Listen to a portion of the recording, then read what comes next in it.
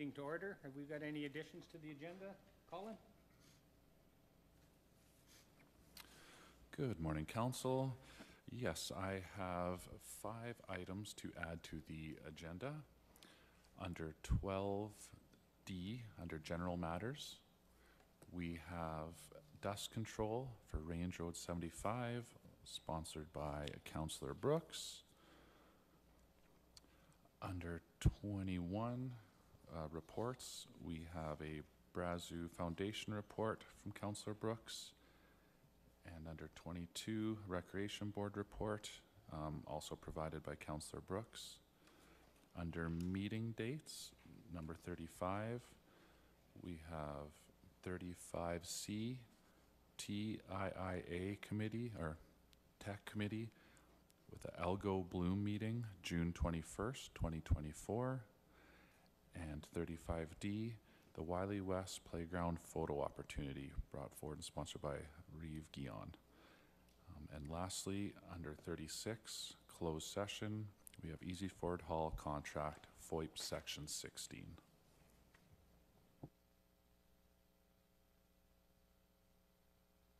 Any additions? Kara? Under General Matters, 12E, cat complaints, Rocky Rapids. Did it come back the very next day?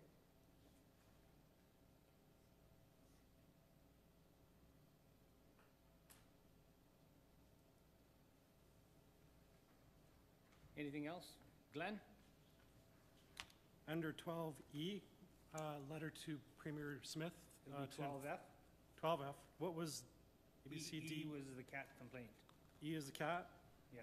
So F would be letter to Premier Smith informing her of Brazeau County's oil and gas production numbers. She's giving speeches and not including Brazeau County in some of those, so Okay, I'd like to send a letter. Okay.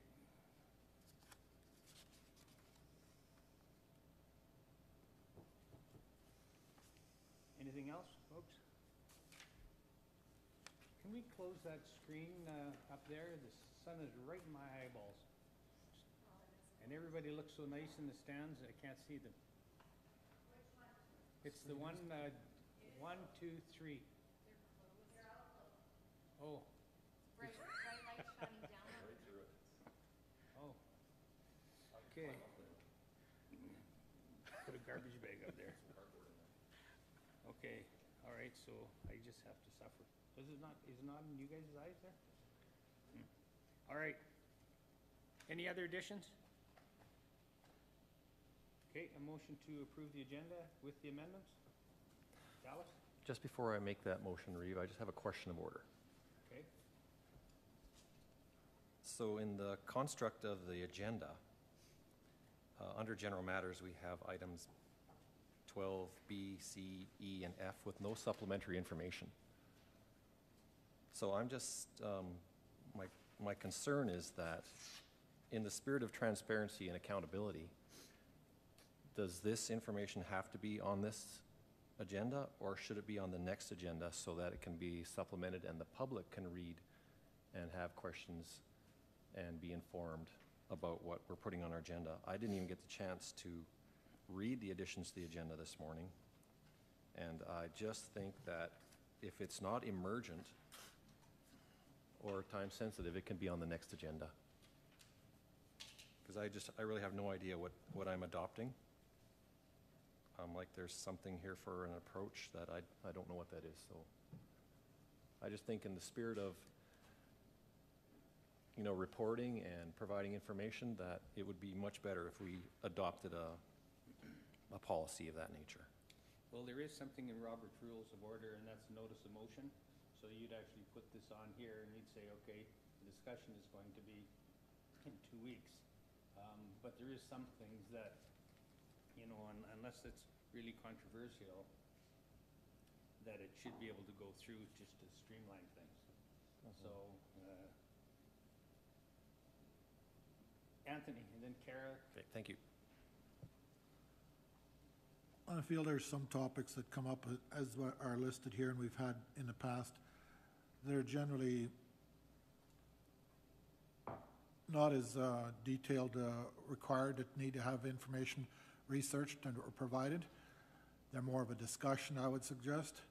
And if those items turn into be more of a detailed request for information, they can always be tabled or put a motion made to request information from staff for the next meeting. So I think that in order to also have timely issues brought forward to council meetings, I think this is quite satisfactory, and that we can still allow for any additional details that need to be to make our decision to be then required in our decision delayed till the next meeting. So I'm quite comfortable with what we're doing. Kara? Thank you. Any items that I've added to the agenda, I can give a verbal update and just discussion, and as always, I'm always open if more information is needed to put it over to a date that suffices to get that information if needed. The only thing I'm bringing forward is items that my residents have asked me to bring forward, and it'll be just verbal updates. Okay, we'll work it away, and like Anthony had said, we can always table things to another meeting if we need more information. All right.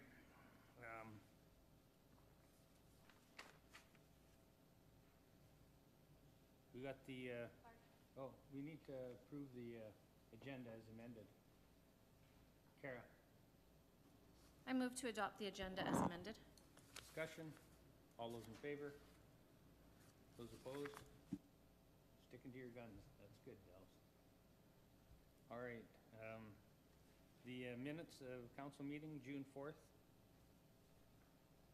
Any errors or omissions, any corrections, any commas missing? Donna, I move to adopt the minutes of the council meeting June 4th. discussion? Cody, There was a comma missing on page 10. was there? Yeah, I think so. Give me a sec. Page 10 of our map. Nope, can't find it. Don't worry about it. There was an N missing in something, but I did mark it down, but I guess it's not page So 10. have you come up with a comment, or that's it? Well, I do have one, but where it is exactly, I don't have it. All right, That's rough. so Kara still has a motion on the floor to adopt the agenda with the, the minutes. Oh, you haven't made a motion? Donna did, okay. Any other discussion? All those in favor? Okay, that's carried unanimous. The follow-up action list, Colin, you want to brief us on anything that's coming up? Absolutely. So on the follow-up action list, administration has 2 items coming to council for discussion and review today. One in regards to zoning changes within the lots at Cynthia, and administration will be bringing back information regarding dust control in mobile home parks. All right. Motion to receive Colin's report for info. Glenn? I move to receive the follow-up action list for information. Discussion, all those in favor? Carried unanimous.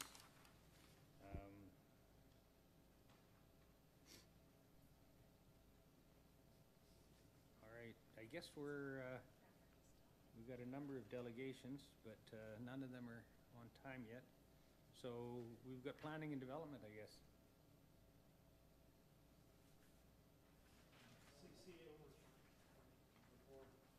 Oh, okay, you mean the appointment of the CAO?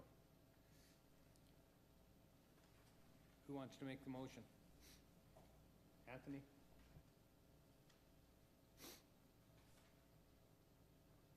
Go ahead. I move that council appoint Rudy Friesen as Chief Administrative Officer for Brazeau County as of July 15, 2024. Discussion? All those in favor? Carried unanimous. Now we'll go on.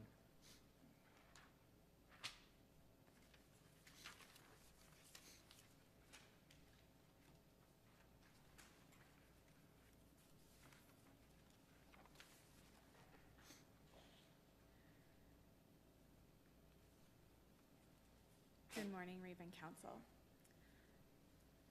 This morning I'm bringing forward a report related to the hamlet of Cynthia and discussion related to privately owned urban reserve lots within the hamlet of Cynthia.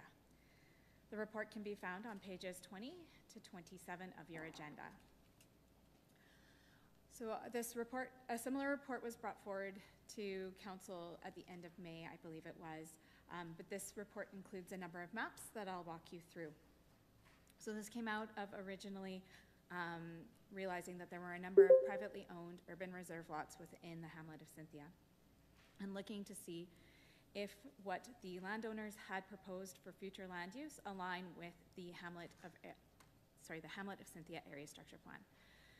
So we reached out to any landowner who holds an urban reserve lot within the hamlet of Cynthia to discuss what their what an urban reserve lot means, or what urban reserve zoning is, and then what their lot or lots were designated within the area structure plan for future land use.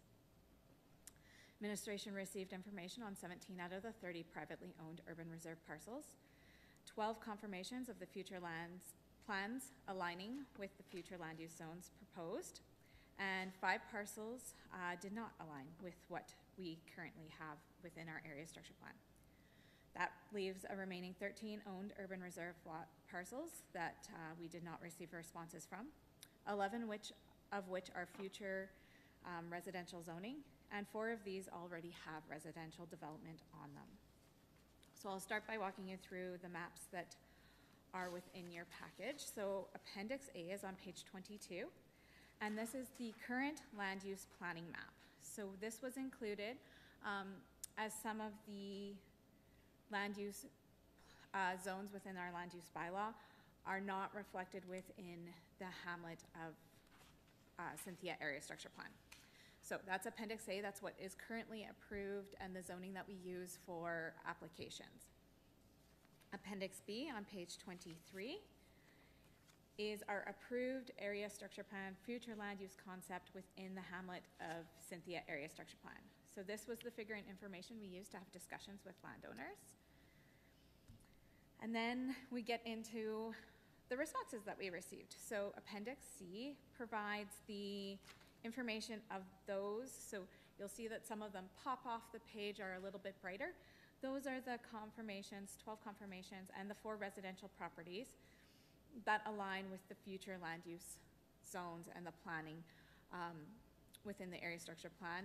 And we had responses from landowners or development that already aligns with that zone. Appendix D on page 25 provides information of those urban reserve parcels that did not align, the landowners' future vision for their properties did not align with our area structure plan future land use concept. So within this map, you'll see 5 parcels, and the information is actually on each of those parcels. So you can see the 2 kind of more northeast type parcels is being requested from Mobile Home Court, which we now call Manufactured Home Park, to a residential zoning. That was their future plan. And then towards the south end of the hamlet, there's 2 that were future zoned for light industrial, and the landowner is looking for rural industrial. And then the one right along the highway at the south end is requesting from commercial to light industrial. So those on Appendix D are the ones that don't align with the current area structure plan future land use concept.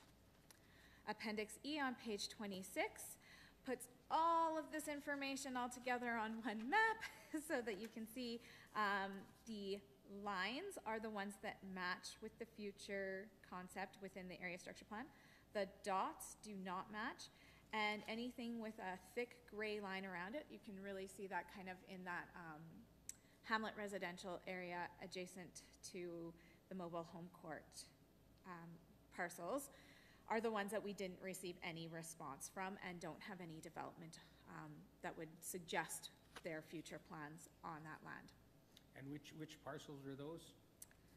Those yellow ones? They're the yellow ones, and then there's one that is light industrial that's just at that corner. Can I control the mouse? Okay. Right there, just behind the commercial along the highway and right along where it does match for light industrial behind there. So that one parcel there didn't have a response as well. And then just for discussion and for consideration, we went ahead and created what a future land use concept could look like if council was interested in adopting everything that landowners had requested and aligned with the current land use. So anything that was requested changed. If there was no response, we kept it the same, and then those ones in alignment. And so that's on Appendix F on page 27. A lot of information and a lot of maps. I am fully aware of that. However, what we are bringing forward as a recommendation from administration is to start off the process with the changes shown on Appendix C. So again, Appendix C is on page 24 for your reference. And this would include rezoning 12 properties that landowners have confirmed are in alignment with the future land use proposed in the area structure plan, along with those 4 that already have residential development on proposed residential lands. So that's kind of where we're recommending that we start the process. But there's lots of information, and I am available for questions and hopefully clarification. So the direction you're looking for is just to start the process. We're not making an actual motion right now for making these zones the way you think that they should go, where the landowners think they should go. Correct. So to the chair, the motion would be to start the land use bylaw amendment process for rezoning to bring the urban reserve parcels into the zones within the land use bylaw, but only those ones that are in alignment with the area structure plan. So there is no amendment or changes needed to the area structure plan, just moving from urban reserve through the land use bylaw process, of course, with first reading, public hearing, second and third reading, just like any other rezoning would go forward. But just direction from council, if council is interested in moving forward with changing some of these privately held urban reserve lots to a zone in which people can start development or be in compliance for those parcels that do already have residential development occurring on them. Well, you'd think if the landowners agree with what you proposed, that would be a no-brainer, but I guess we still got to start the process. All right, what do you guys want to do? Do you want to start the process? Glenn? Yeah, I'm prepared to make a motion to start the process. Okay, I go move to direct administration to start the process of rezoning the 12 properties in the land use bylaw for rezoning for the properties that are in alignment. Okay, sorry, can I redo that? To direct administration to start the land use amendment bylaw for rezoning for the properties that are in alignment with the Cynthia ASB. Is that what you needed there, Kathleen? Okay. Yeah. Discussion, all those in favor? Carried unanimous. Thanks for that.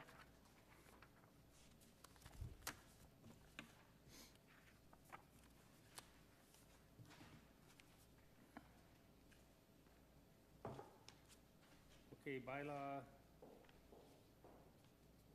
1180, I guess we can't do that till after the public hearing. Dust control, Cody, we'll go to Public Works.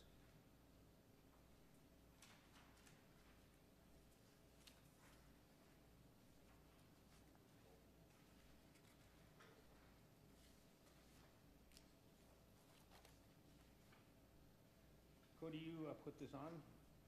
Oh, you didn't? I had this on the last meeting, the report. Council put it up. This was something we discussed at the Okay. last meeting, and then this is. Yeah. There was just a request for administration to come back on past practices in regards to applying dust control to some of these areas. Okay. Yeah, so I would think that the portion that leads into the private property would still be available for the dust control, but the rest is all private business. It'd be like us fixing the carpet in an apartment.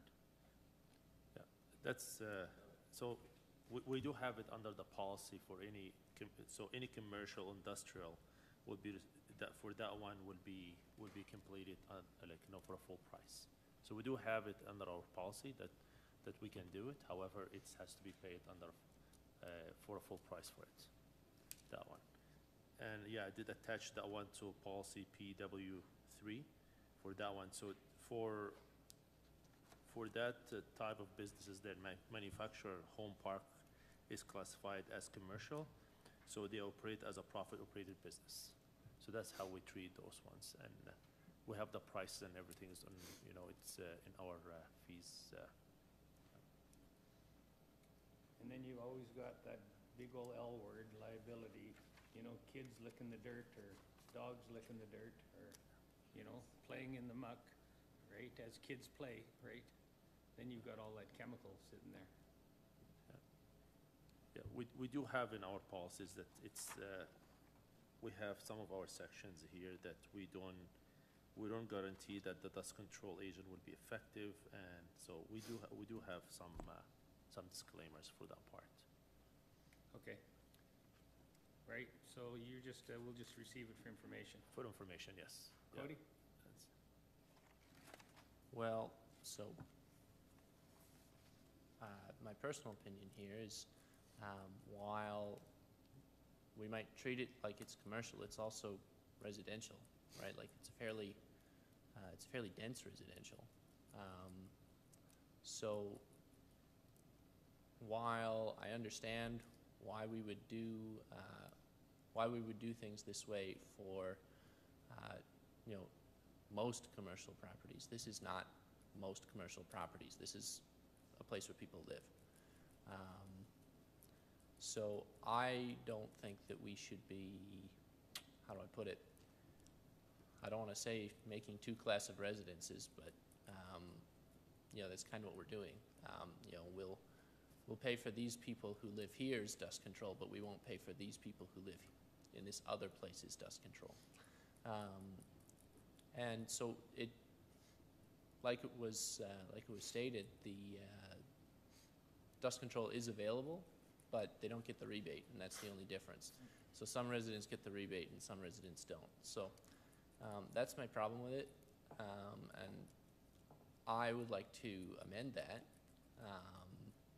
but I guess Anthony's got something to say. Anybody else? Anthony? We do dust control, we provide dust control on county roads. It is quite clear from what I understood our staff tell us that the trailer park would be considered private and not county road allowances. So therefore, our policy has always been to only provide an option for dust control on roads, like county roads, not the other segment that comes into driveways, private roads, private territory. So that's quite a difference in change. So that's why I don't agree with that philosophy unless we're going to do it quite extensively. And then we're going to have quite a bit more requests coming than just that trailer park. Okay, have you got something else to add, or is that you're done? Go ahead, Donna. I just have a question with Anthony. Does, just for my information, does Birchwood get? No. I don't think so, right? They don't get free gravel. Go ahead, Anthony. The only dust control that's been provided in Birchwood, to my knowledge, has been where they pay. And Colin can confirm, or at least some of the staff can confirm that. So, yes, so Birchwood, they do pay the full price for the dust control. And we do have the country style, they complete the dust control by a third party, by a contractor. Right. So once again, I use it as the analogy, an apartment building, it's a vertical structure called maybe a condominium, but we don't do anything on the carpet, the hallways, the walkways, the runways, we don't do anything for those particular facilities. And that's why Birchwood is a bare land condominium. Okay, it's actually a condominium, but it's bare land.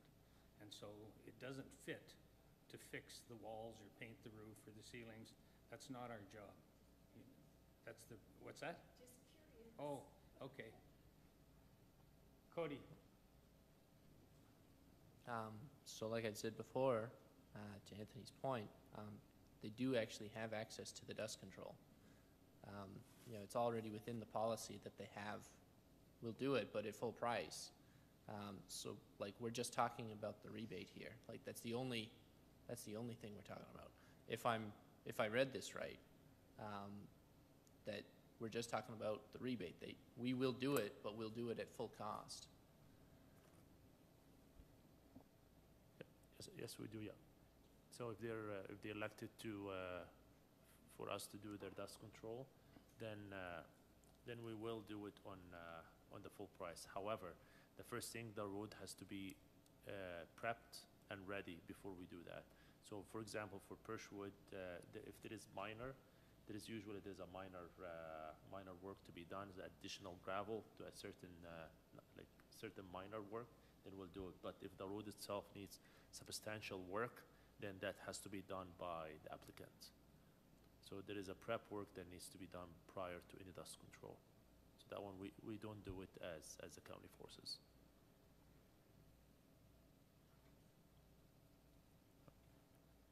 Kara? So my question would be, is if the landowner came in, and so he doesn't qualify, he or she wouldn't qualify for the 200 meters at $100, correct? Sorry, can you say that again? Sorry. So, being a landowner, Yeah. so we'll say landowner X comes in and he lives down a county road and he comes in and it's $100 and he pays it and we give him 200 meters. So this landowner can't come in and pay $100 and get 200 meters, correct? No, not within that. I think I see your point, Cody. Yeah, Okay, it's okay. it's treated as one entity.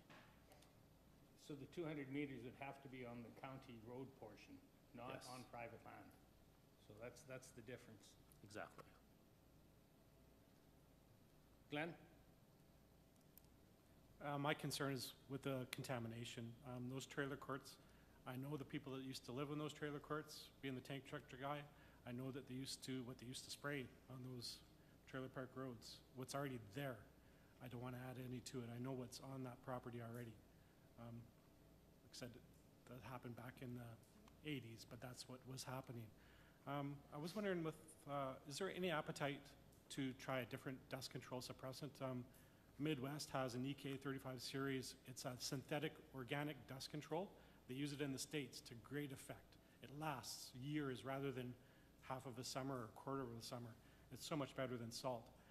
I looked into it a little bit, but you'd have to get a train load of it in and then arrange for delivery, I guess, some other way. But is there any appetite by administration to look into other road dust control suppressants?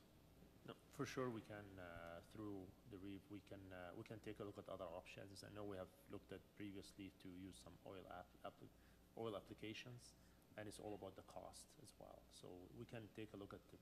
So you look at it and you compare the net present values and how the cost for down. So we can look at that option. We're always looking at any pilot projects.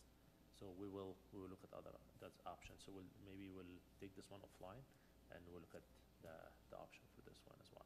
I think with the cost, it's going to be much higher, maybe 4 times the price of calcium. But at the same time, you're going maybe 6 or 7 times longer without having to add gravel grading and all the extra expenses. So that would have to be broken out too. Is the labor involved in it? Like one and done sort of a thing with these other products. And the states are using them. They've, like I said, there's other ways of doing this than trying this way. But thank you.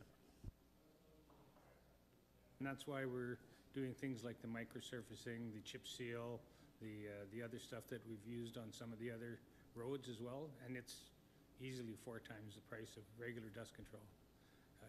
But yeah, I think we're kind of that test kind of municipality. We're not afraid to try some different products, and some of them have worked and some of them haven't, but that's the only way you really learn.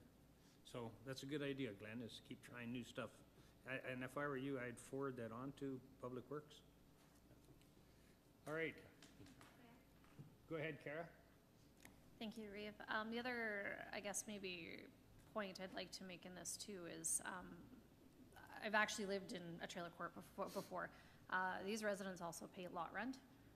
And to me this is between the landlord and those renters. They're paying lot rent, and something like this should be coming out of that lot rent. And I know, they pay substantial, lot rent fees, at the 2 that we do have, so. Yeah, if you're over $400 and you add a mortgage at $600 and then you add a few other things, you're almost stuck in those places. You can't even afford to move your trailer out, so. But they are low-income housing too, so there's pros and cons as well. All right, are we all done? Cody? Yeah, so, I mean, they do pay lot rent, but they're also paying property tax. Yeah, they are.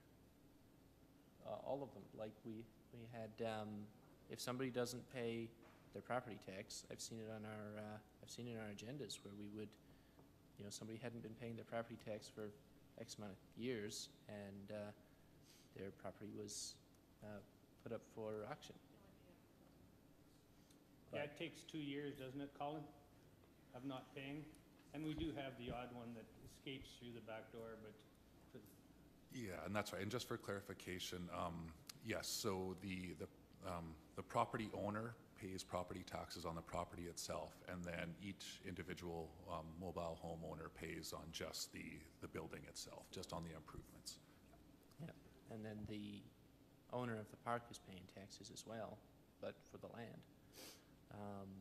So anyway, there's people living here that, yes, they're paying a third party to do the same. They're paying a third party the lot rent, and with that lot rent, they should be paying for the dust control. So it's a roundabout way, but the resident is paying for, the maintenance of the park. And so why we're, so I think it's appropriate for us to, give the same rebated rate for dust control for these properties that we would give to anybody else that lives in a residential area. And so, with that, I move to direct administration to amend the schedule of fees to include a rebated rate for dust control in mobile home parks. So that's to a private landowner, is what so all farmers, would they qualify for, because I've got a long approach, probably longer than some of the driveways in the trailer parks, and I'm a private landowner, could I apply for that and get the rebate as well?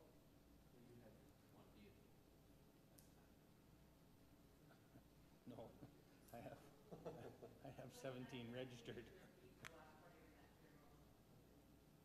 Yeah, so it's private property is what you're trying to give a rebate for, and I think that would open up a can of worms. Anthony? Cody, would you then be also looking at, in your outlook, to also provide dust control for the residents of Birchwood, because they are also in a similar situation where what you just described fits them to a T, and yet your wording would not, that you put in your motion, would not include them?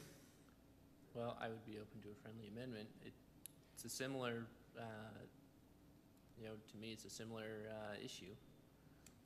Because all I'm saying, that's why I said earlier in my comment that we need to be ready to look at, there's more people that are affected in the same boat. And if you're looking at doing it for mobile home parks, you likewise should be looking at Birchwood as an example of the other area that is same situation. Well, it's private land. No, but again. it's the same situation as the Similar, yeah. mobile home park, so it's the same situation, and they need to be treated equally too then, in that regard. Mm-hmm. And every residence needs to be treated fairly and equally as well, because it's their private property that they could apply to get dust control on. So that's all I'm saying, is that it's a bigger picture, and we need to make sure that if we're looking at that, that we realize that we're not just picking and choosing, cherry picking, and then all of a sudden still leaving others in similar situations, other residents, left out. Yeah, so, my motion was to direct administration to amend the schedule of fees to include a rebated rate for dust control in mobile home parks. And I'm open to an amendment, like that's, what you're saying is what I'm after, so, I'm not opposed to including Birchwood. But, there's people living in these areas, that, they get fairly heavy traffic.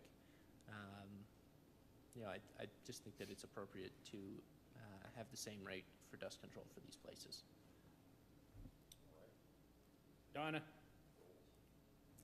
Again, it's on private property, so if somebody has $1 million home and they have this beautiful winding driveway, they're gonna be looking for free dust control.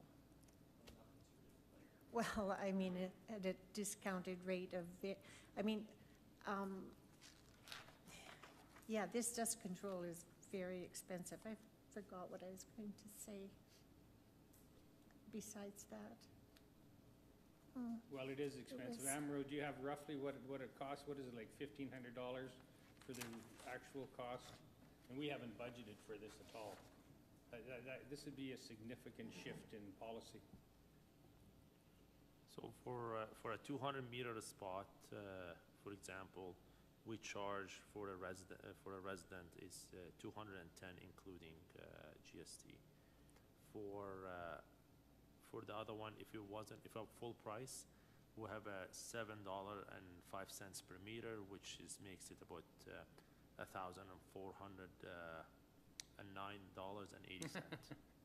I thought approximately 1,500 was close enough, but thanks for Yeah, being exact. That's good. yeah, but it was a great guess. Yeah, Yeah. it was really good. Pardon me? Okay, go ahead, finish off. Also, in trailer parks, there's a speed control, so I believe there should be going 30 kilometers an hour, which is not raising a lot of dust like they do Range Road 84. They race down there, and the dust is unbelievable. Yeah, the landowners don't put dust control on for themselves. They put it down to protect themselves from all the users of the road. Dallas? So just one question, Reeve, for Amro, if I could, and just a comment. So I was under the influence that we are not using calcium. Our last public work director assured me that we were not using calcium chloride. So what are we using for dust control, Amro? If you could answer that question. We do use MG30. I think so. Yeah. But That's the one we're using as a product. Yeah. But that is not calcium. I think we stepped away from using calcium because of the adverse effect that it was having. Now, maybe that's not that important that we answer that question right now. But Reeve, once we adopt a schedule of fees bylaw, we should adopt it. We shouldn't be dancing back and forth, cherry picking off and on it, and dancing all around it. Once we adopt our schedule of fee bylaw, it should be adopted. No more fooling around. This isn't the Ag Service Board.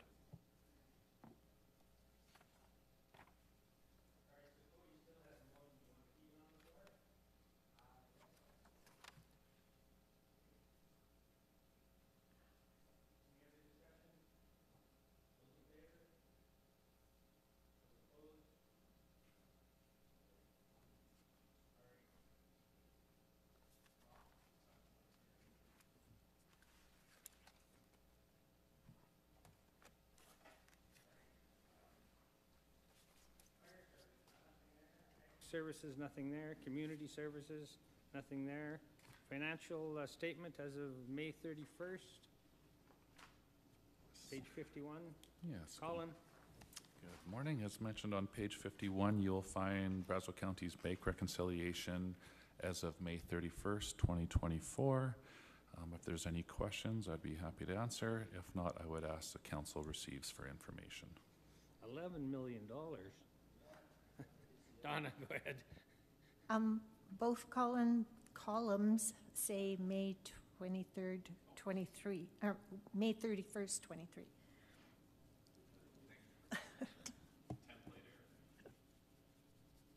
All right.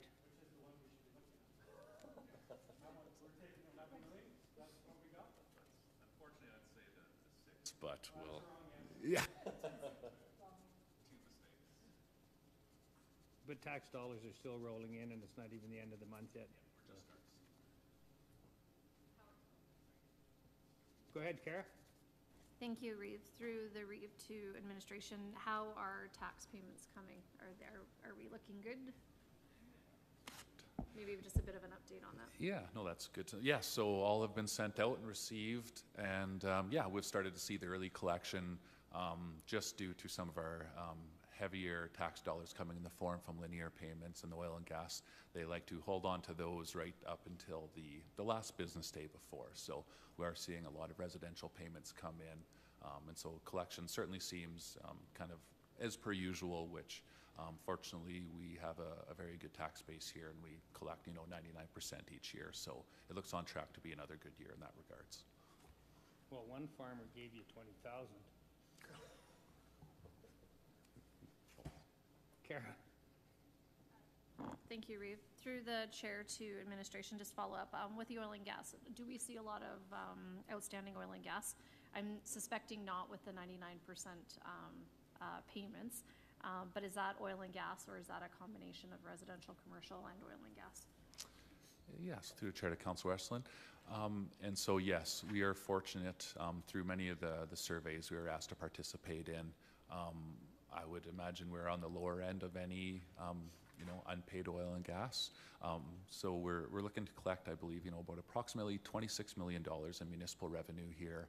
Of that, we're probably looking at, 20 million of that coming from that oil and gas industrial tax base there. And, if I were to put an approximate number, I'd say maybe we look at, about $300,000 that, unpaid. And typically we'll see that come in the following years. I believe in the financial statements, we have maybe $100,000 that we would classify as doubtful accounts. So a very low amount of that. And in the end, it seems we do get it. Kind of a bit of a timing difference there, but very good payment. Carry on, Kara. Sorry. Thank you. Just for further follow-up questions. I know in the news we see a lot about Tallahassee, Sequoia. We don't have any of those properties in our county. I'm suspecting not.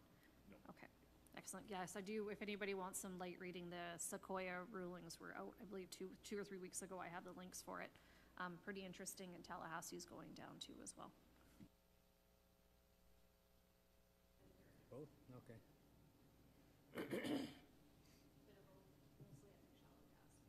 Okay.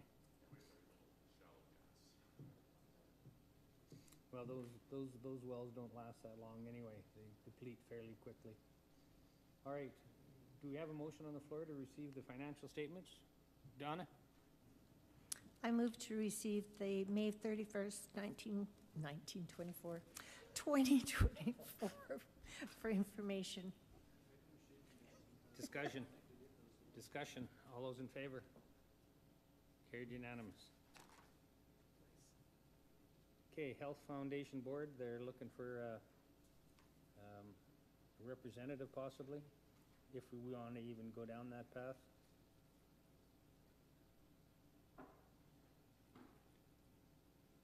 Anthony? Why don't we explore advertising for that board to help them get members rather than, I think it's more a board that is more conducive to having public at those meetings. And also, if we're looking at their role seems to be to fundraise, I just don't feel very comfortable that it's the position of council to be on a fundraising committee. So I would suggest that it'd be better off if we were to advertise and help them in that way to try to get members of the public that might consider sitting on this board. Okay, make it in the form of a motion if there's no other discussion? Oh. Okay. So I'm starting to have a concern with all of these entities. They're all good and they're worthwhile, but do we have anybody on the diabetes board?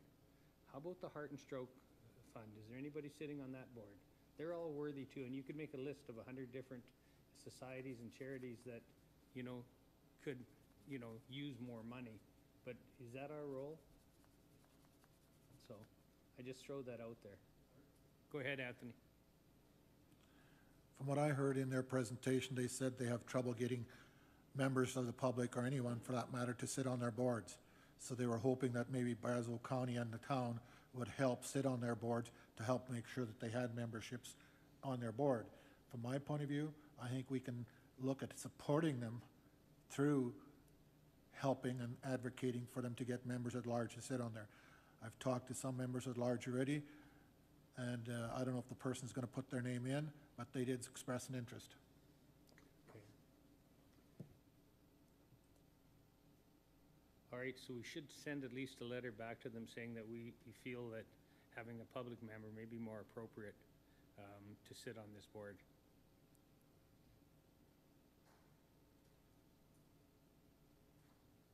Go ahead, Anthony. I move that we direct administration to advertise for public, members at large to consider sitting on the, what's the name of the board? The Health Foundation. The Health Foundation, instead of a counselor. Discussion?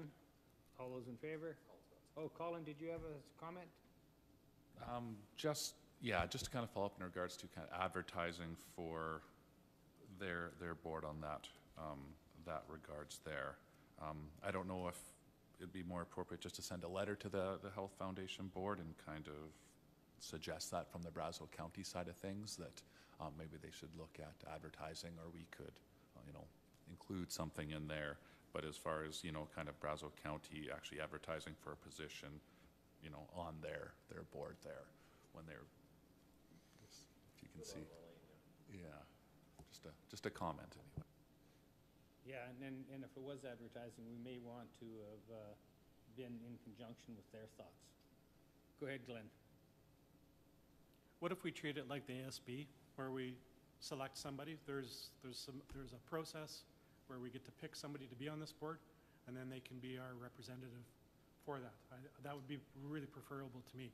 That way we have a county person on that board.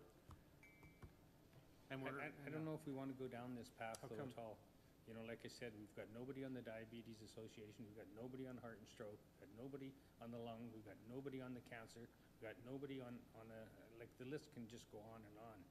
And so There's lots of interest though from our residents in this health foundation. Like the seniors, they're worried about doctors and things. Well, they could get on these boards and help steer these committees. but not funded from Brazeau County.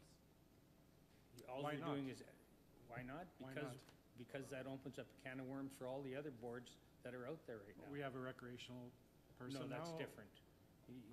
Heart and Stroke is different than recreation. Okay, all of these are needy societies that need something, but we don't have anybody on the diabetes, we don't have anybody on Heart and Stroke, we don't have anybody on the cancer board, we don't have anybody on all of these things that I keep mentioning over and over. We're stepping out of our line, our trail of what we're supposed to be focusing on, core infrastructure. The society and the community has some responsibilities as well. All right, but we're not the end-all be-all for every single thing that's out there.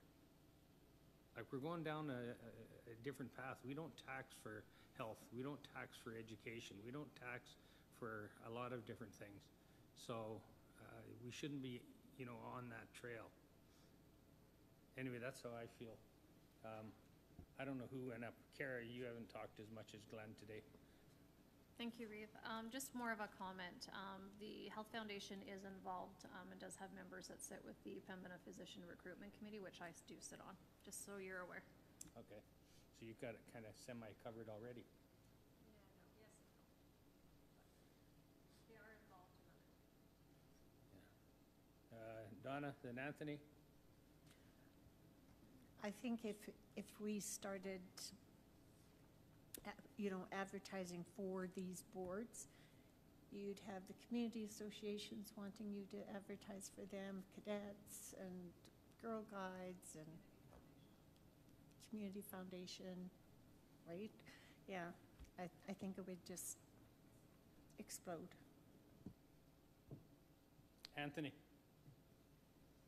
I agree with what Donna just said and what, in light of what Colin informed us, I would like to withdraw my motion. Okay, discussion? He wants to withdraw his motion. He's asking us, so we've got to, all those in favor? All right. Okay, is there anything else, or we just carry on? Okay, Glenn? I move to approve a counselor to sit on the Health Foundation Board. Okay, once again, I can't support that just because we'll be sitting on all the boards.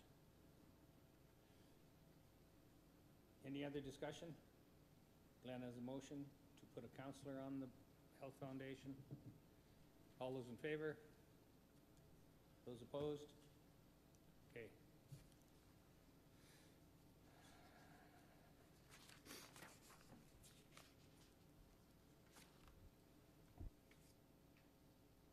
Approach information, Kara.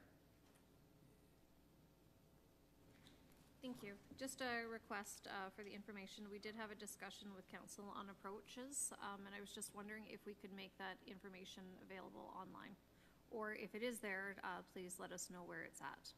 Just that we had the workshop, and I just want to be transparent. So whether the presentation or the information that we were given that day, if I'm not sure, oh, Emma was here, sorry. Through the chair, if that to administration, if that information is online already, or if it's not, can we make it online? It isn't currently. Okay.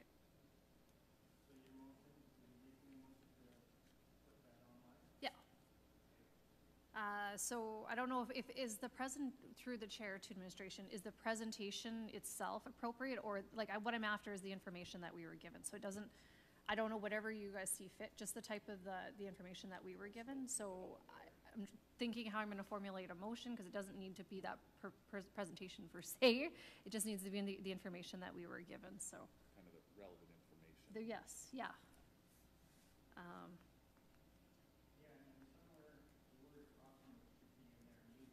I think it is always in there, yeah. Just back, or it's 1 foot short. Do you know what I mean? Once you throw out information with exact numbers. I think you and I will argue. They're specs for a reason. If you're a foot short, then you're in trouble. I think if you're a foot over, it's different, but anyways. All right. So I just, maybe council help me out with the wording of the motion, because I want it clear. I want the information that we were given. It doesn't need to be that presentation, but just the relevant information. Okay. Anthony? I think what I'm hearing, Kara, speaking of, it sounds like she would like to have the information that we had on the costs of approaches being Yep. constructed.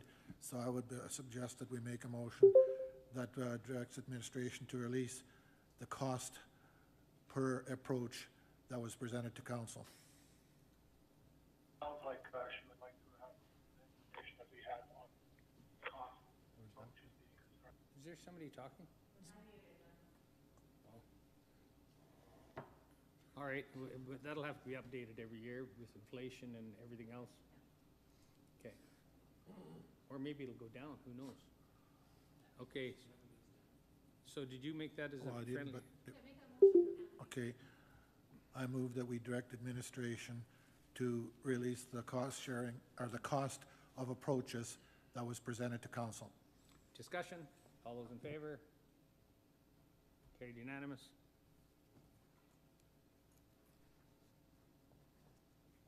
Annual general meeting, Glenn? Yes, you do. You're busy at that today. I'm looking to, just set up some sort of an annual general meeting. I don't know what the date would be. After going to FCM, it'd be kind of neat to have a similar format, I think, for our residents. If we could have a water bottle or something to hand out, it'd be kind of neat. But yeah, an annual general meeting, just so we could take some questions from the residents and see where, get some ideas on where we should be going. Yeah, we used to have annual general Oh, you meetings, and did? I'm not sure, oh yeah, and we actually have like a beef on a bun kind of thing. You know, roast beef sandwich and, you know, some desserts. Maybe. Did it? Go ahead, Kara. Thank you. I've been here long enough to remember those days. My suggestion, I think it's a wonderful idea. Maybe not call it an annual general meeting because people think they can show up and vote on things. It's not, that's what an annual general meeting to me. I would like to maybe take a different spin and a positive approach to it and have a celebration of Brazeau County, where we feature and showcase some of the incredible things that we've made. Since we haven't done it annually, maybe showcase some of the things and the positives that we've done over the last 3 years. Do a beef on a buns type thing. Take some questions from residents at the same time, but I would like, I don't know, my suggestion would be make it more of a celebration and bring to highlight some of the neat projects that we're working on, maybe feature WEC a little bit, talk about some of our major public works projects that have been completed or that are currently happening right now, but that would be my suggestion. I like that. You know, try to stay focused. You might get, you know, some people that don't agree and maybe get unglued, but we've had that before and we've managed to get through it as well, so. Yeah, I think it'd be a great opportunity to showcase what's been going on in the county. Yeah, that's a good idea. I like the positive spin, you know, because they're investing millions of dollars into our infrastructure, our water systems, our land. So, all right, we'll just go in a row. Anthony, Glenn, then Donna. I just want to make sure I understood Kara's comment correctly. So there would be part of that would also include a question period? Okay, thank you. Glenn? I'll just make that motion unless Donna, you want to add? Donna? Go ahead, Tina. In the past, these are very difficult to cater for because there isn't an RVSP component. So in your motion, if you could please include catering up to 100, 300 people. That way I have a definite budget dollar to work with. Okay. The cost of the hall is in your budget. It's just that it's extremely difficult to know how much food to buy. Well, the rest we give to the homeless. Pardon me? Yeah. All right, Donna? So I just have a question. What kind of setting would it be? Like, would it be like a meeting or a meet and greet where we're just mingling or both? Traditionally, it's been us, the council, at the front of the program. You're mingling until you have your, you know, lunch, then you sit down, and once we make our presentation, that gets done, and then after that, it's open for questions. What about the CT? Cody? Yeah, so I have a concern with this. If we're, you know, having a celebration and showcasing the things we've done, my concern is that this could be seen as campaigning using government funds, which I don't know the law municipally, but that's illegal federally for sure. So that's my concern, is that that's what this would be seen as. I don't know if it would be appropriate to be having this celebration of, you know, the things council has achieved and that sort of thing. So not necessarily opposed to having, you know, an open house, having you know, having questions, that sort of thing. Not opposed to there being food there, but I just think we should be careful with the optics of, you know, having a celebration of council's achievements. Annual meeting as laid out in the Municipal Government Act, that we were supposed to have a reporting of an annual general meeting once a year, and then it became voluntary. And some councils do it, some don't. I quite enjoy them, but it's not campaigning. Usually you're taking somebody takes a dump on you, Cody. and usually it's the Reeve. Anthony, and I gotta go to the public hearing here pretty soon. I think if we're doing like, and then maybe Colin could help, when we do the annual report, we do put out once a year with that little document, that kind of does the highlights or speaks to the highlights of what the county has done and what we've done accomplished over the year.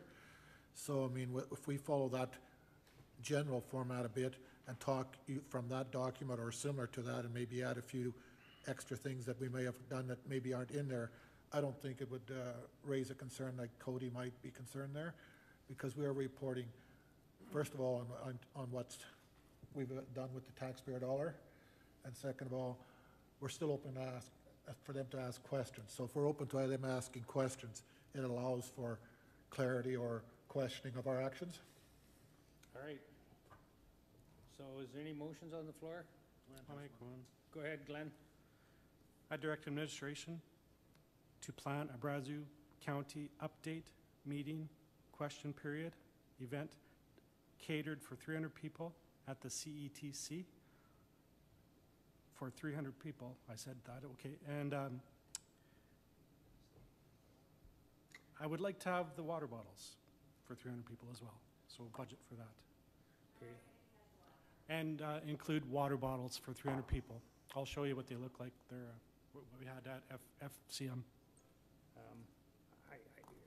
I'm just wondering why you pick a town hall instead of like Buck Creek or Rocky Rapids or Whitby.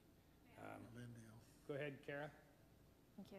Through the chair to Councillor Gunderson, would you accept a friendly amendment to host it here at the county office? Is that doable, Kara? 300 people here? We're not going to get 300 people. We'll be lucky to get 100. Oh, I'd love to have it here then, yes. Yeah. So open house. Yeah. I'd take that amendment. Okay. Yeah, Bart, help me out. Anthony, we've been here the longest. If we get 100 people, I would be really Yeah. surprised. Even when we had, The Buck Creek one there. yeah, I don't even think we had 100. And the same thing, I'm just trying to think too, when we were hosting the assessment changes to the province and we opened up the shop and stuff, I think that's been the biggest turnout I'd have ever seen at something. I will add So, yeah. a tour of the building then, please, into Okay. that. Tour of the facility. Yeah. How many seats are in the stands? Does anybody know? 300? Okay. Kara says there won't be 100 show up. No, so. I don't think so. Okay. Okay, I've got to wrap this 300. up here. She's budgeting for 300. So, But Kara says, Okay, well, give it just- to the homeless. There's one down across the fence there. We can pile it up across the fence. yes. Sorry. Anthony, last words. I would have preferred we hold this at the community hall because that way we're supporting our community halls. And this facility doesn't lend itself really to food being brought in here for that many individuals. I think we're better off bringing it to the community hall, but that's my preference. Cody? Yeah, I was just wondering how, if we've done these in the past, how many people generally attend?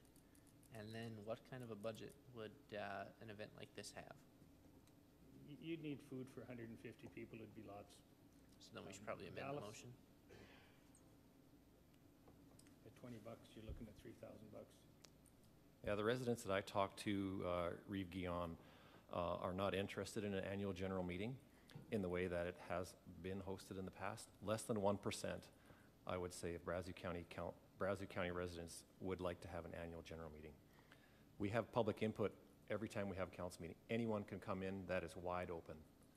For any question, any comment, it's always that way. And now that we're on YouTube, people can watch us and they can bring questions and comments to their counselors, because there are always those less than 1% people who like to circumvent. And that is a perfect avenue to do so. I don't think this is necessarily an avenue that we should go down, but I think it deserves some more discussion though.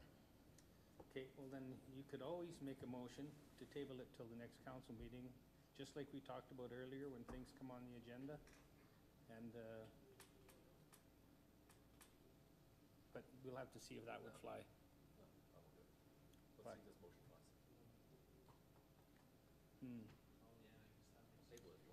Cody?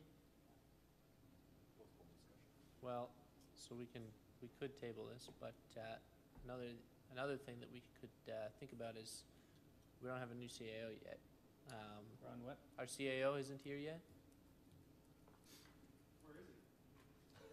Well, he doesn't start yet.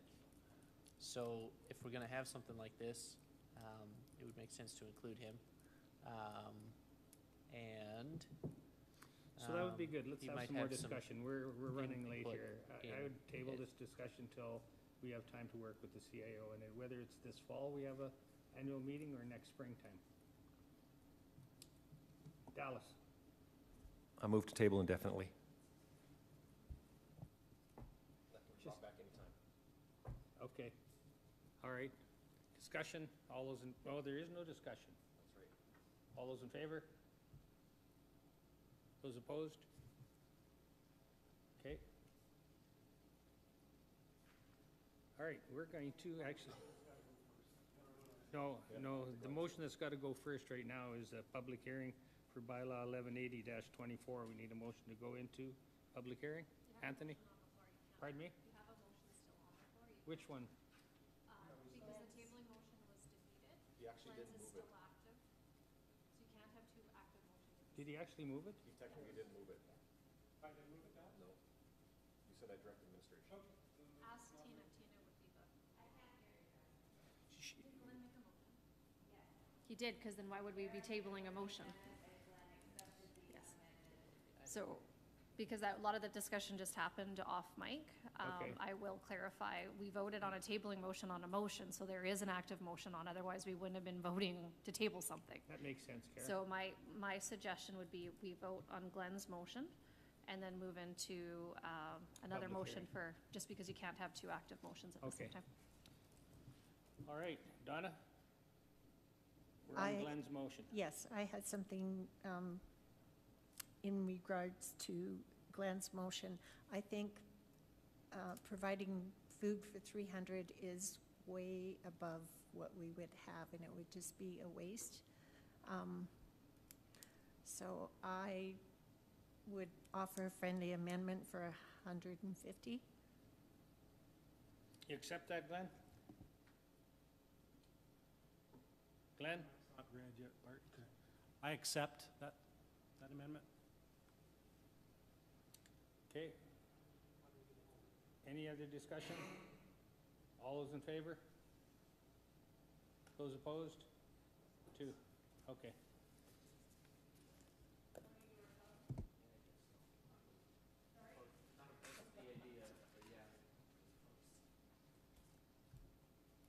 All right, so Cody's opposed to having a public meeting.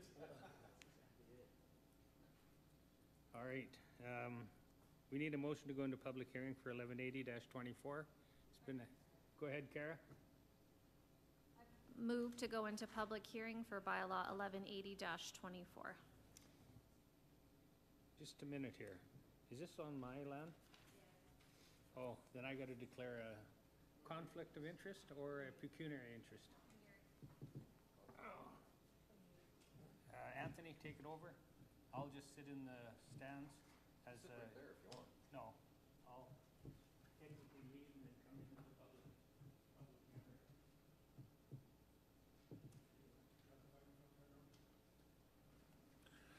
Okay, thank you, Bart.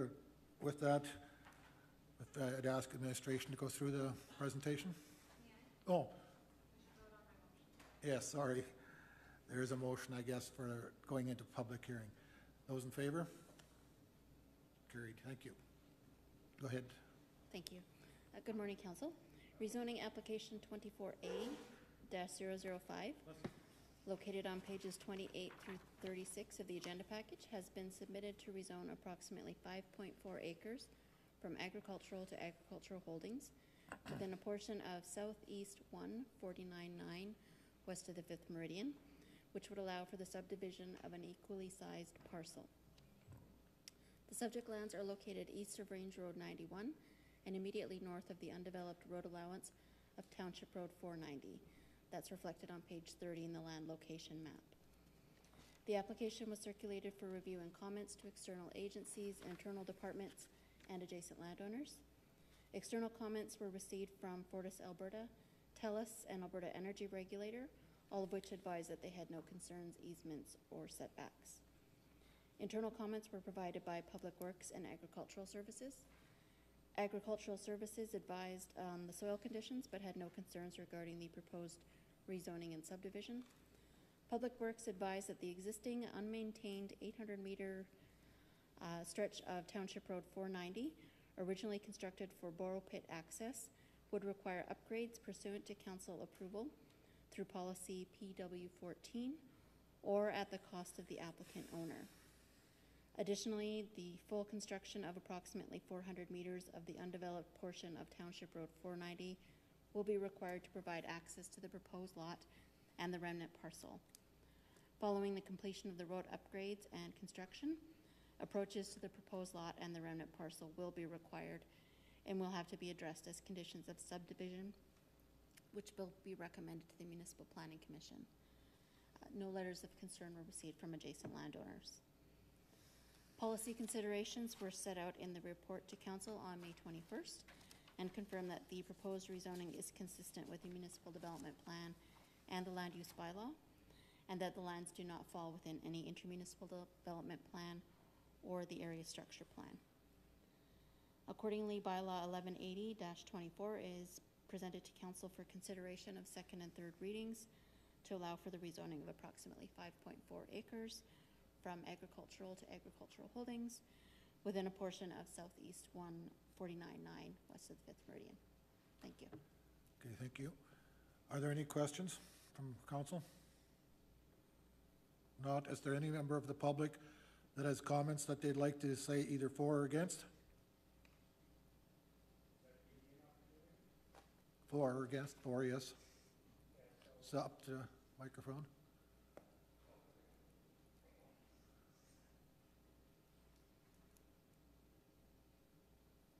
Good morning, Council. This has been kind of an interesting journey that I've been on both these quarters that are coming up today.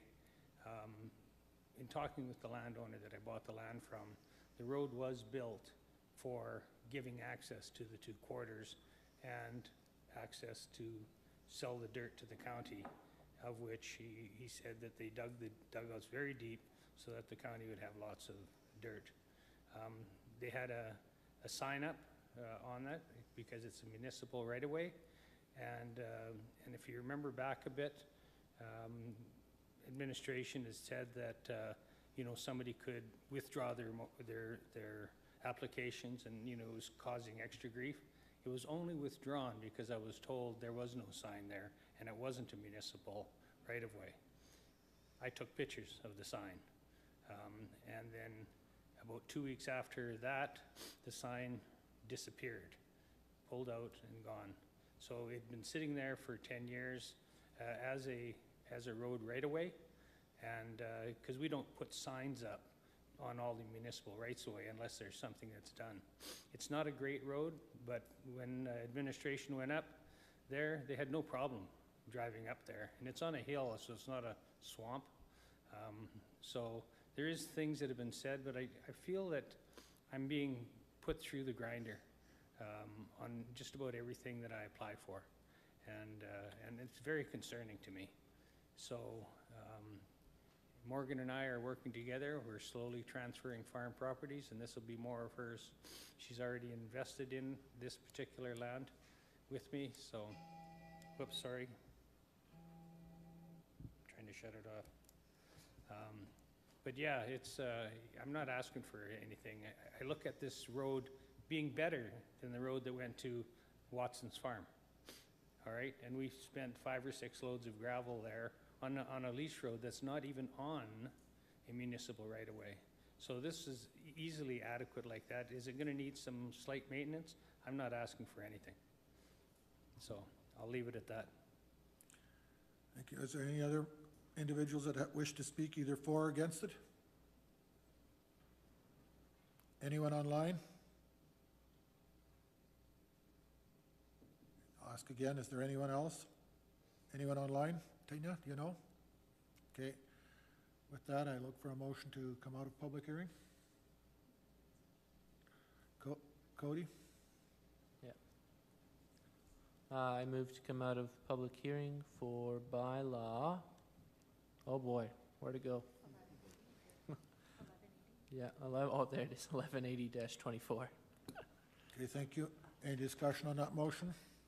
Not those in favor? Okay, thank you. Is there any actions out of that? Sorry, I guess I should be looking here. Dallas? I'll move that Brazeau County Council gives second reading to bylaw 118024, proposing southeast of 149.9 west of the 5th meridian, plus or minus 5.4 acres, plus or minus 2.19 hectares, be rezoned from agricultural to agricultural holdings, as shown in the attached Schedule A. Okay, thank you, Dallas. And those in favor? Oh, sorry, go ahead. You're up. Thank you. Through the chair to administration, this is a bit unique. I don't recall seeing something like this in recent memory. Help me out. When we have subdivisions like this come forward and there's no legal or, like, is it legal or physical access? Because I think there's physical access but not legal, correct? Or is there neither? Through the chair to Councillor Westerland, I believe in order to access what is being proposed for the rezoning and subdivision, there would not be physical access. There is a government road allowance, but there's no physical road constructed. I believe our Director of Public Works could answer this better than I can in terms of what is and isn't there, but I do believe that there is a government road allowance, potentially just not the infrastructure in place to physically allow. So my question, I guess, would be, can we even legally approve this without physical and or legal access? Through the chair to Councillor Westerland, this right now is just the rezoning, so I don't see an issue with approving the rezoning. It becomes more of an issue at the subdivision stage. Okay, which goes to MPC. It does. Okay, and then I know it's not, but it's an MPC question, and probably a good question for everybody in the room to hear. Can MPC legally approve something that doesn't have physical and or legal access? My understanding, again through the chair to Councillor Westerland, would be that these would need to be conditions of the subdivision. In order for it to be registered, access would need to be achieved. So in order to proceed to the registration at Land Title's office, first a condition for the road construction would have to be satisfied. Okay, and can MPC legally put a condition in that says the county will build the road to this property? Because that would be fettering and tying the hands of council and making a budgetary decision. Again, to Councillor Westerland through the chair, I do believe that, well, my direction to MPC, I can't speak legally, but my advice to MPC would be that I don't believe they can make financial commitments on behalf of the county. Okay. So I do believe it would have to be a council determination, or the condition would require that the applicant owner be responsible for the construction and the costs associated. Okay. And then through the chair, sorry, lots of questions. It is different. Okay, so maybe answer my overarching question is, have we seen something like this recently in memory? Because it's not, what I'm wondering is, are we following the same process that we normally have followed for something like this? Through the chair to Councillor Westerland, through the normal process, if we were contacted by someone looking to subdivide, rezone a parcel of land that didn't have the legal physical access, administration in planning and development would direct them to work with Public Works and then potentially with council, if that's the direction of Public Works, is to first achieve the necessary access, or at least a road that access can be achieved from prior to making the applications. For subdivision, not rezoning, correct? Because we deal with them typically hand in hand, that would be, we would be dealing with, you don't rezone without having a lot that needed to be created to achieve the rezoning. So if you were looking to rezone, again, to agricultural holdings or to country residential, it has to be aligned with a parcel that's being created. So we do them hand in hand. So in order to get a country residential zoning or an agricultural holding zoning, you need to create the smaller parcel because our zoning is based on parcel sizes. Okay. Okay, and then the landowners in Brazeau County also have the opportunity to ask council. I'm trying to think we have policies where they can put road requests in too, and I'm not sure which is it the road request policy, probably as simple as that? Yes, we do have a policy for a road request. Okay. So they can elect to choose to go through that process. Okay. So we do have a legal access, and the physical access we have at the moment is not up to the county standards, but there is, as I said, it's a substandard road at the moment.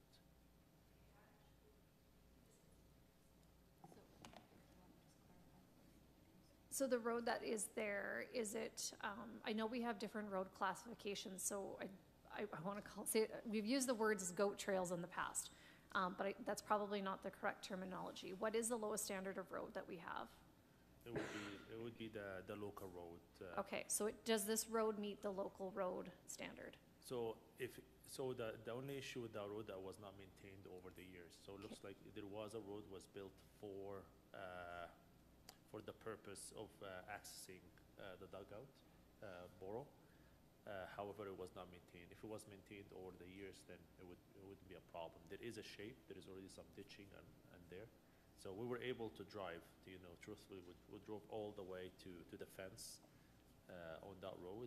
However, it becomes a public access. It needs to be upgraded. Thank you. I think the question though to you, Ambrose, is the road, like it's part of our network, but it's not one that we're maintaining, so it's not an open, active road? It's not an active road at the moment, so that's why it was not maintained over the years. Yeah, so it's really not considered part of our road network at this point. Not at this moment, yeah. If it was maintained over the years and it been gravelled, then as I said, you already have the road itself. It's there. If it was maintained, then it will be up to the standard. Okay, Glenn, I think you had a question. I'm looking at the first reading that we got. There was no mention of the access to the proposed lot. Why was that not included in the first reading? Through the chair to Councillor Gunderson, it's not typically sent out for referral until after first reading is given. So this is what is identified at the referral stage. Also, how is this seen as an advantage that access to the proposed lot will need to be addressed at the time of the subdivision? That doesn't seem like an advantage to me. It seems like a disadvantage. How do make that make sense for me, I guess? Through the chair to Councillor Gunderson, it's the advantage is that in order to achieve the lot, that's what would need to be addressed. So I guess you could do it. I mean, this is just how we're trying to, provide the relevant information within the provided template. I guess you could say it's not an advantage, but Yeah, it's not an advantage, but okay. also that road, I drove down it. I chickened out, Amaro. I did not go down to the end of that road. As soon as it got bad, I was like, I can't go any further. It was too wet, and it was too muddy. It was too dangerous to consider, so I don't know. You guys did good to get down it. Yeah, so we did drive it. So probably the timing, if you've driven any road during during like a wet condition, but when we drove it was a dry time. So the same as any gravel road. This one doesn't have a gravel top. If you had a gravel top, would make a difference. So what I meant is the core itself, as the dirt is there. So in order, let's say the applicant is building it or the county is building it, then all you need to do is you're gonna do a subgrade prep. You need to take some dirt from the north side, like from the ditching itself, because there is a ditch in the south. The north side, you need to do a little bit of ditching, take that dirt, put it on the top, and then afterwards put gravel. So what I meant is, there was a road there, but that over the years, the last, my understanding was back around 2011, 12, don't take me for the same, like around that time. So for that, it's been almost 12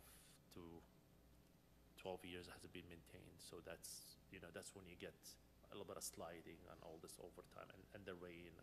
So, but if it was, then, so that's why there is no gravel on the top. So if it was a wet condition, then you won't be able to reach all the way. I think it's pretty clear that it's an undeveloped road allowance without an adequate road there. That's the point I think that we need to make sure that we understand. Whether it has a partial road there or not is maybe just a reduction in terms of potential costs. But there is an inadequate road there, so for all intents and purposes, if it's not part of our road network, it doesn't meet their standards currently for what I'm going to call the legal access. Through the chair, yes, we do. It's, as I said in the report on my referral comment, we said it does not meet county standards. So in order for us to open it to the public, we still have to do work. Okay, and are there any other questions? Sorry, Dallas, I'm just seeing your light now. Go ahead. Yeah, just a comment, as a chair of the MPC. There's no reason not to rezone. We can rezone landlocked property anytime we want. When it comes to the improvement or the development of an access, that is at the time of development. That is when we address those questions. We can develop any property out there in the west that doesn't have a road to it. We can rezone that. That's not an issue at all. That's not what's the question today. Today we're just looking at rezoning and let the MPC deal with the other stuff at that time. Okay, thank you, Dallas. Glenn? I already have a resident out west that has property that has to swim across the river to get to it and build a house over there. There's no way to get a school bus across there. So yeah, there's already people in the line waiting for this, and it's not getting done. So I think we should tackle these other places first before we make more issues and get more calls. It's from my area anyways. People calling, wanting roads to other places that I can't provide. Okay, sorry, I didn't see Chandra. Go ahead. To the chair, through the chair to council, I just wanted to bring to your attention clause number 2 in the proposed bylaw. We do include the wording that the bylaw for the redesignation of the land will take effect upon the registration of the subdivision plan. So this is, we've established this wording to ensure that rezoning, even though if it's given third reading, wouldn't take effect until the subdivision is registered, because we have encountered issues in the past where rezoning has proceeded, then the landowners chose not to go forward with the subdivision. So we've got potentially a full agricultural quarter with a small portion that's been rezoned to an agricultural holdings or a country residential type of zoning, but there's no corresponding parcel with it. So we've kind of learned from that and said, okay, we won't have these rezonings take effect until the subdivision is actually registered. So until the subdivision and the conditions of that subdivision are satisfied, the rezoning doesn't take effect. So just to provide some clarity. You would still be giving approval to the bylaw, but The rezoning would happen once we pass this bylaw. As I understand it, the effect of being able to utilize that new zoning is dependent on the conditions that you put on its subdivision. right. So, but the zoning occurs as soon as third reading is done. The way the bylaw is worded, it takes effect upon the registration.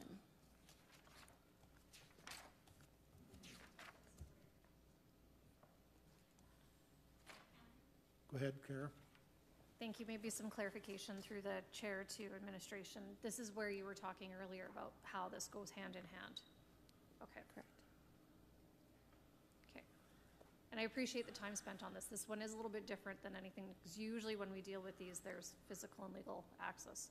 So this one's just taking a little bit more time to wrap our heads around, because it is a bit unusual. Okay, well, anyway, any other questions? Cody?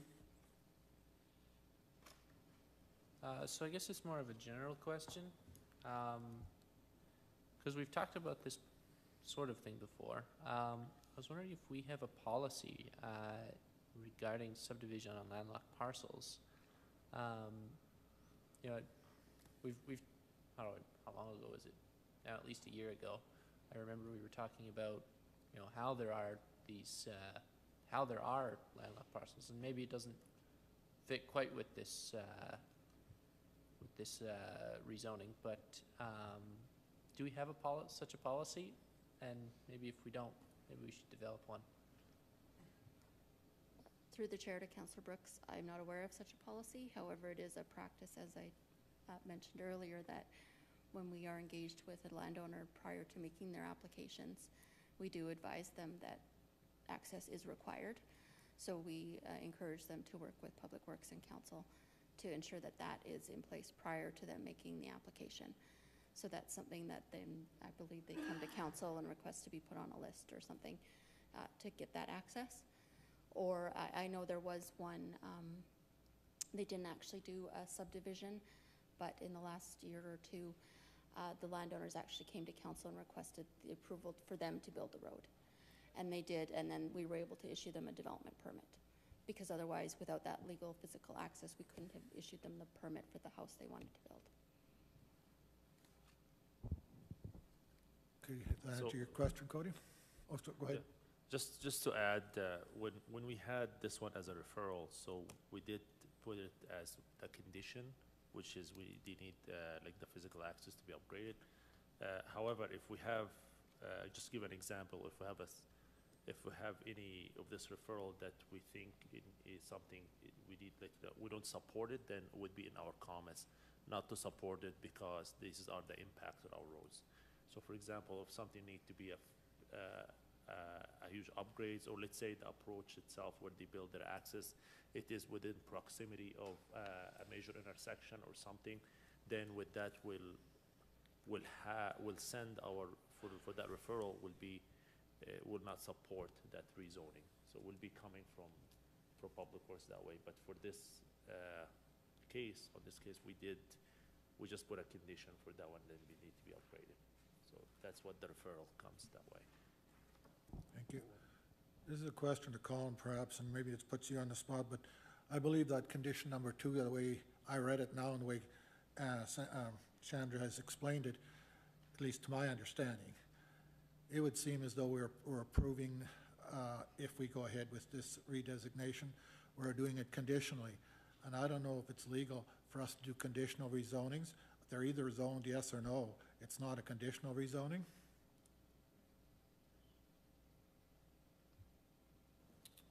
Yeah, through the chair, well, I guess to the chair on that one. Yeah, I couldn't speak one way or another if that, you know, the legality behind doing that. That's certainly something we confirm if we haven't had reviewed or had it looked at yet. That is something as a takeaway we could follow up on. Because any of the other rezonings that I recall and that we've had comments brought to us already by various, I'm going to call them legal or people that are doing reviews, they've told us that we either do something or we don't. It's not on a conditional, and that we were given the understanding that that wasn't a proper and illegal outroute to go forward with on a conditional basis. And so I don't see how we can do a conditional rezoning conditional to the conditions of a subdivision. It's either when we make this bylaw, it's a yes or it's a no. And we're doing a conditional, which I thought, I'm pretty clear. We were told we can't do that. Colin, did you want to speak?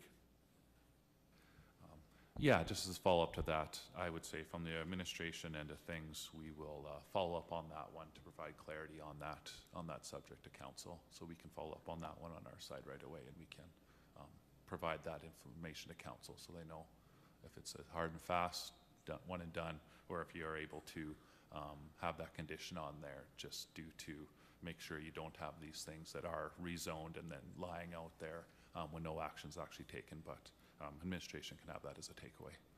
Okay, thank you. Dallas, you have your light on? Yeah, you guys surprised me a little bit. I've only been on the MPC for 2 years, and you guys been around for a long time, and of course you can add conditions. That's quite standard and typical. This is simply, rezoning is simply a step in a well-defined process which we consistently follow. And if you want legal opinion, we better get a lawyer. I'm sorry, I don't know how legal opinion's being thrown around in here. That's impossible. And we work with legal opinion all the time.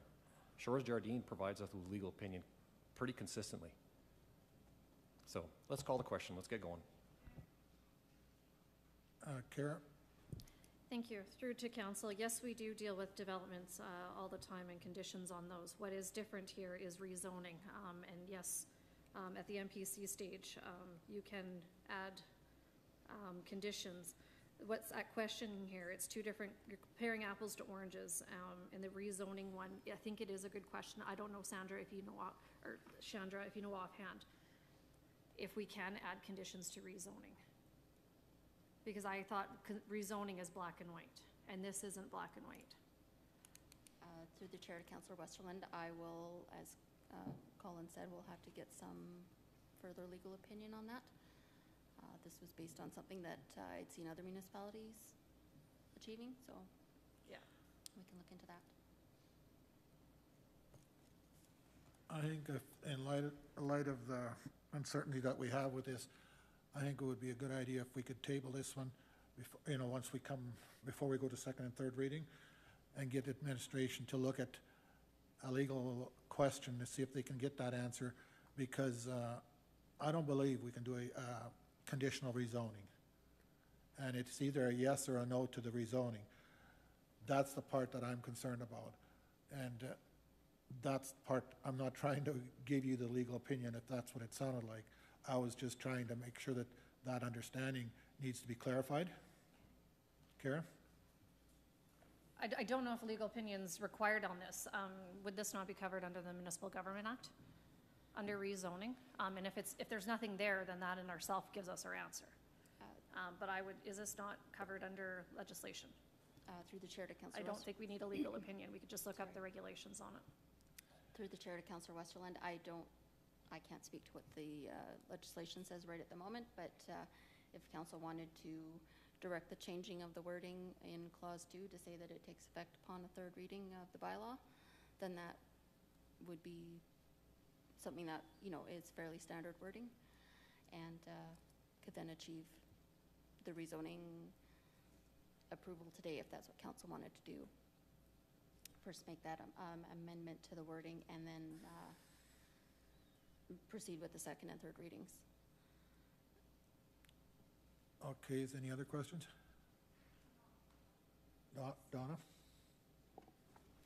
Okay, so I am unsure of what, I am unsure of what the problem is here. Like, I've listened to everybody, but what is the problem? There is access to this road, or to this lot.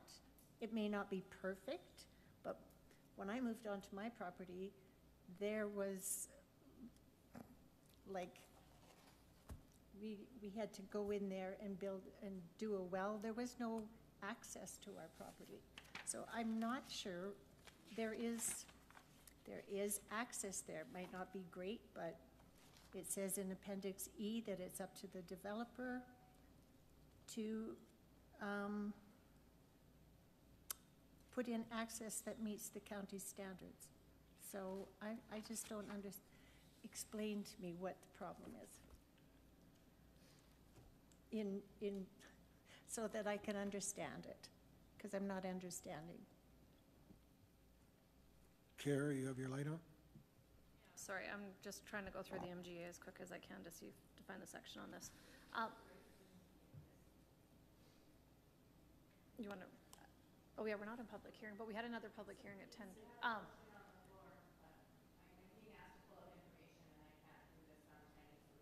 Okay. The only question I have at the moment is on number 2. So Donna, to your question, is if we can legally do number 2, that's up on the screen. Oh, sorry. I just don't have the page number because I wasn't, so page 34 in the agenda, I believe, if it's correct, at the bottom of the screen. So my question, Donna, is if we can legally do number 2.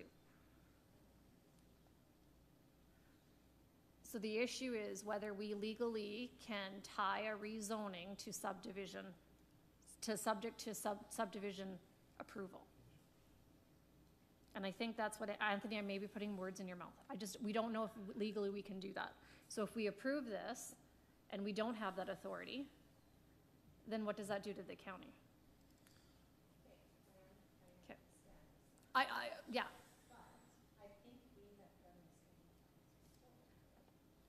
But have we? Because that's the great question. So thank you, Donna. Have we done this in the past to administration? And if we have and we've got examples, I'm totally fine with it. It also doesn't make it right if we've been wrong in the past either. But Correct. We have been doing that, okay, but you are correct.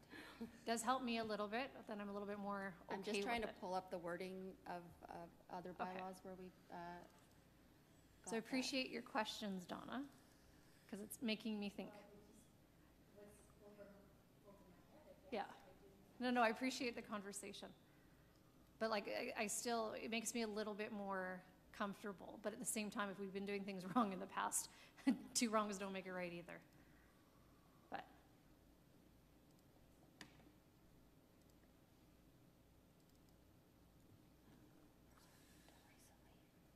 And normally when we deal with rezoning, this physical and legal access isn't an issue.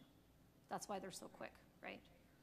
Yeah. So should we give these guys break or time to? The motion was, you had moved second reading, right? But I mean, my point being, I guess, if we have more information, want to clarify before we go that, I would suggest we table this. We have we're late for another public hearing. And so I would sooner see that if we need more information before we vote, we just table it and go to our other one and give staff time to get this information. Kara? I'm comfortable voting on it because it's just a second reading. There's still third reading yet, so. Okay, go ahead. Eddie Dallas? Yeah, once again, it is simply a rezone. It is simply a step in a well-defined process. I don't know how we get a recommendation from our staff who are experts in the field, and we're gonna tear it all apart detail by detail and look at every little fiber of this particular application.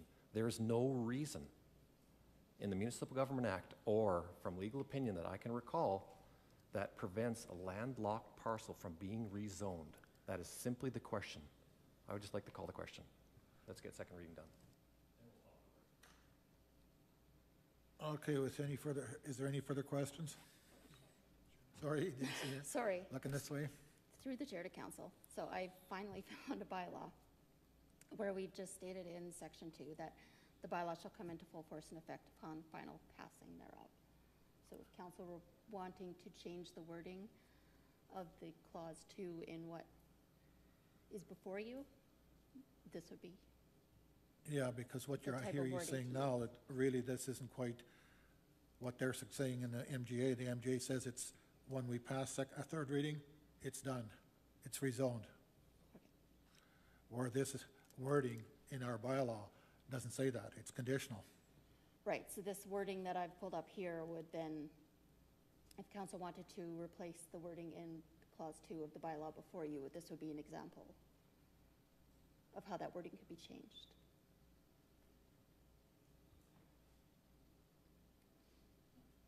Okay, yeah, so basically you're just saying that this thing would be rezoned, this parcel would be rezoned as of the passing of this bylaw. Yes. Okay, I think that would be more in line with what the MGA requires rather than, this was my concern, or is my concern, is the conditional aspect of it.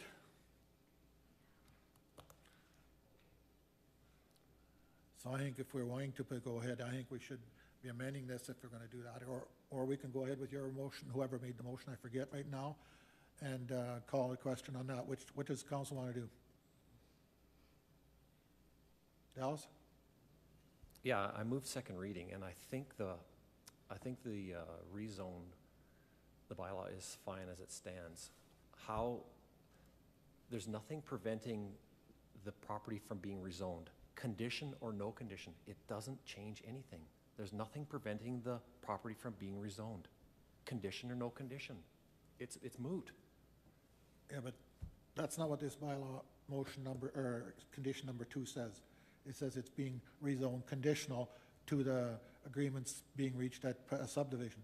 And that's not what Chandra and what I've been saying, and Chandra's confirmed it, I think, that it's either rezoned as soon as this bylaw is passed, or it isn't. And it isn't conditional to what happens at MBC. Okay, I'm just gonna disagree, that's all. Okay, anyway, we'll call the question. Those in favor of the bylaw moving second reading? Those in favor? Those opposed? So it was passed 4. Myself and Glenn opposed. The others, you voted in favor, Cody? I thought that's when I saw your hand go up, so it was 4 to 2. Okay, do we want to proceed with third reading, or do we want to go to this other bylaw? Okay. I just, Go ahead, Kara. My suggestion was we don't have to we don't have a timeline on holding the third reading, but we do have a time commitment to the public hearing. So my suggestion is we do hold the public hearing for what was supposed to be held at 10:15. Okay, would you make the motion then that we go there? For the public hearing, in other words? Okay. I move to go into public hearing for bylaw 1181-24. Any discussion? Those in favor? Carried? Yeah, okay, and we'll note that this is also one that Bart's has declared a pecuniary interest. Okay, go ahead, Administration. rezoning application 24A-006, located on pages 37 through 46 of the agenda package, sorry, has been submitted to rezone approximately 6.32 acres from agricultural to agricultural holdings within a portion of Northeast 3648-9, west of the 5th Meridian, which would allow the subdivision of an equally sized parcel. The subject lands are located northwest of the termination point of Range Road 90 and immediately south of the undeveloped road allowance of Township Road 490. That can be found on land location map, page 39. The application was circulated for review and comments to external agencies, internal departments, and adjacent landowners. External comments were received from Fortis Alberta, TELUS, Pembina Pipeline Corporation, and Alberta Energy Regulator, all of which advised that they had no concerns, easements, or setbacks. Internal comments were provided by Public Works and Agricultural Services. Agricultural Services advised of the soil conditions but had no concerns regarding the rezoning or subdivision. Public Works advised of the existing unmaintained 800 meters of Township Road 490, originally constructed for borrow pit access, which will require upgrades pursuant to council approval through policy PW14 or at the cost of the applicant owner. Additionally, the full construction of approximately 400 meters of the undeveloped portion of Township Road 490 will be required to provide access to the proposed lot and the remnant parcel. Following the completion of the road upgrades and construction, approaches to the proposed lot and the remnant parcel will be required and will have to be addressed as conditions of subdivision, which will be recommended to the Municipal Planning Commission. No letters of concern were received from adjacent landowners regarding this application. Policy considerations were set out in the report to Council on May 21st, 2024, and confirmed that the proposed rezoning is consistent with the Municipal Development Plan and our land use bylaw, and the lands do not fall within any intermunicipal development plan or area structure plan. Bylaw 1181-24 is presented to Council for consideration of second and third readings to allow the rezoning of approximately 6.32 acres from agricultural to agricultural holdings within a portion of Northeast 3648-9 west of the 5th Meridian. Thank you. Okay, thank you. Are there any questions from Council? If not, is there anyone that wishes to speak for or against this application?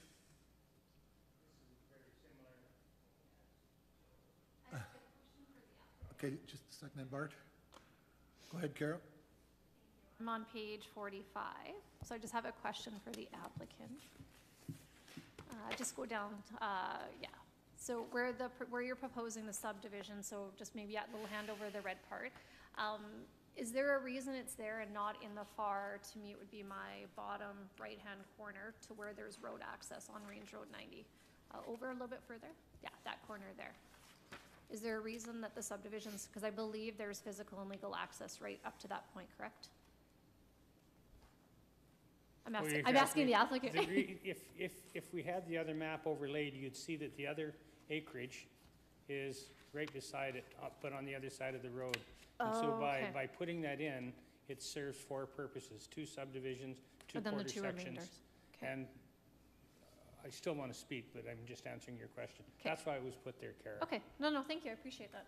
I was just wondering why it wouldn't have been in the other corner. Okay, go ahead, Bart. So you know how you always remember something, after? So Heidi asked for a road to go to 2 quarters, no subdivisions whatsoever, and we spent probably $300,000 on a mile of road, going literally nowhere, and still nothing has been developed there.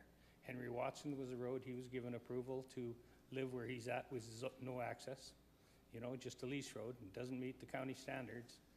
There was a girl back in the olden days in your particular part that we took over the lease road, and just to give her access, we went right through another quarter that was like that. There's many examples of this situation all over. It's like I said, I don't know, is it me? Like if this was my daughter coming in, would it went better? But it seems like it's quite a process. And I'm not looking for a road, and if I was, it would go on the bottom of the list of all the road requests. And it would go on the bottom of the list, and until the other ones are done, there'd be no work done. But I'm not asking for anything. Just, it's got good enough. I can supply a few loads of gravel if that's what it'll take to put something on there. But we don't need a high-grade road. There's only going to be two residences there. And the farmland, we access through all the farmland we have there. So, anyway, that's it. That's all I can say. Thank you.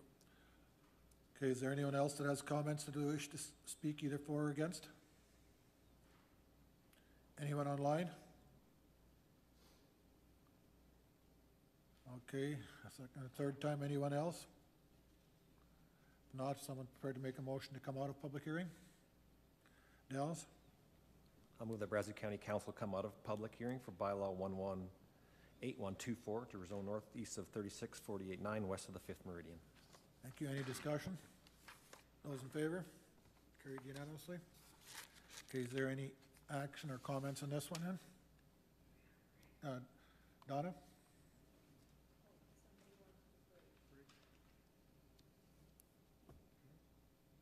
Did you?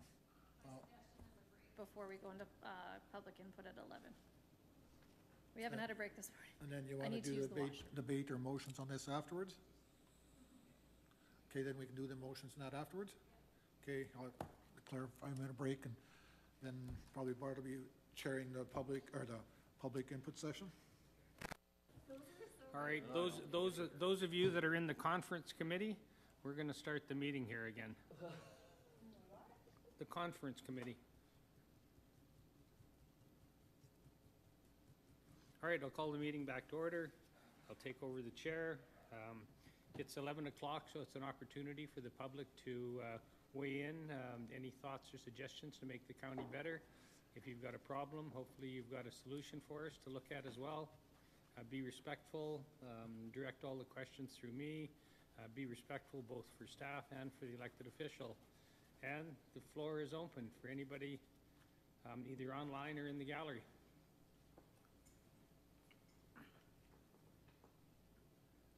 Tina, do we have, what do we have there?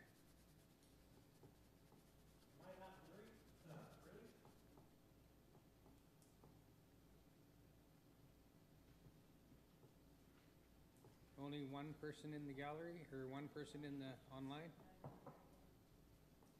Yeah, one value resident. That's it. Maybe this YouTube thing, everybody's watching on YouTube. All right, I'll call again. Anybody got any concerns?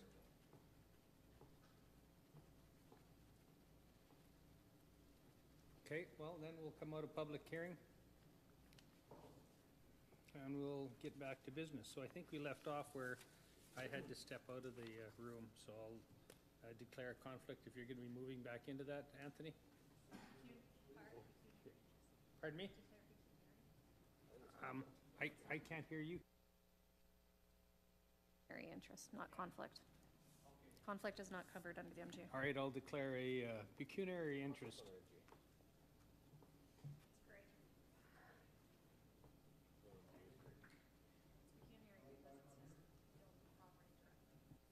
Thank you. Okay, with the business at hand, we're still looking for third reading at 1180-24 if we're inclined to do so. Any thoughts? From my point of view, I'm not comfortable with the wording of that bylaw on page, just wait here, 34. Condition number 2. So that to me is a conditionals redesignation, and I don't see that as being something that what was just read to us a few minutes ago by our administration even is according to the MGA, at least in my understanding of it. So I would suggest that needs to be some alterations there. Donna? Oh, did you have, I saw your light on. Sorry. Okay, Colin, I'm going to put you on the spot. I guess I need staff's perspective on condition number 2 of this bylaw that we're talking about on page 34. So through the chair, just in the conversations, as mentioned, administration will follow up to confirm that conditional rezoning, as discussed prior to the public input, is in fact, a legal way to go about things. So the suggestion would be to have to change that condition to the one previously put up on the board there by administration, which essentially is echoing the interpretation from the chair there on that yes, that this bylaw shall come into full force and effect upon the final passing. So we could revise number 2 to match that. And that way there, I believe council would be comfortable in understanding the full effect of that one there. Or administration could come back when we do have that confirmation that we can have the number 2 that's currently listed on bylaw 1181-24. So council's preference, we could switch that to number 2 as highlighted on the board there, or we could table and come back when we have confirmation on the ability to put conditions on the rezoning. Okay, thank you, Colin. Carrie, you have your light on? Through the chair to administration, I don't like delaying things, but how long do you think it's going to take to get professional advice on this? And I said professional for a reason.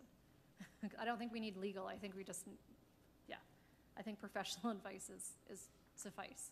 Whether you can or cannot do it. I'm not sure. But what's sufficient? I don't like delaying. Can we find out today?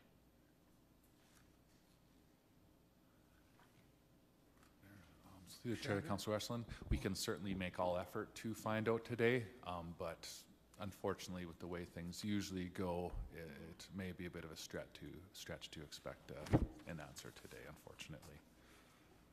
But we can certainly go about trying and come back towards the end of the agenda once things are done and kind of give a final confirmation to council on what we were able to track down.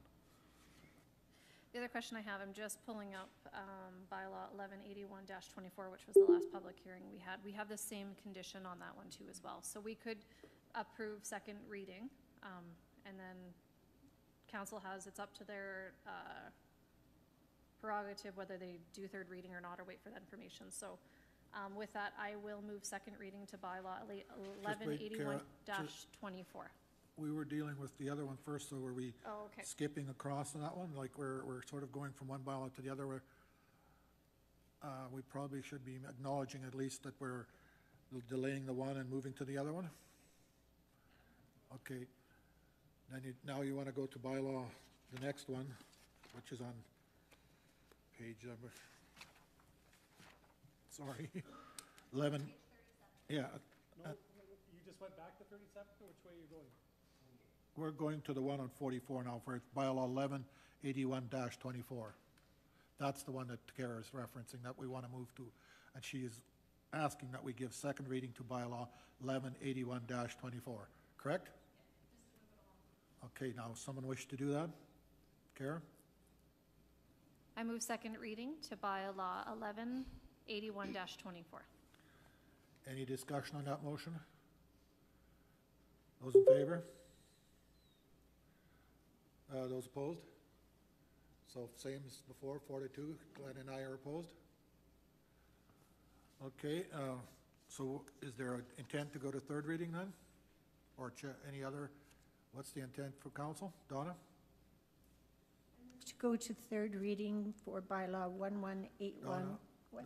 I think someone was hoping we would make a change before we do that. But I mean, that's why I was just asking before. I don't mean to interrupt, sorry. But I think that, Kara, go ahead. Yeah, just before we make the motion,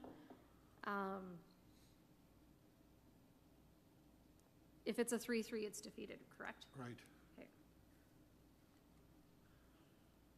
So what do you wish to do? I mean, do you wish to, and I'm sorry, Chandra, go ahead. I'm sorry to interject. I just thought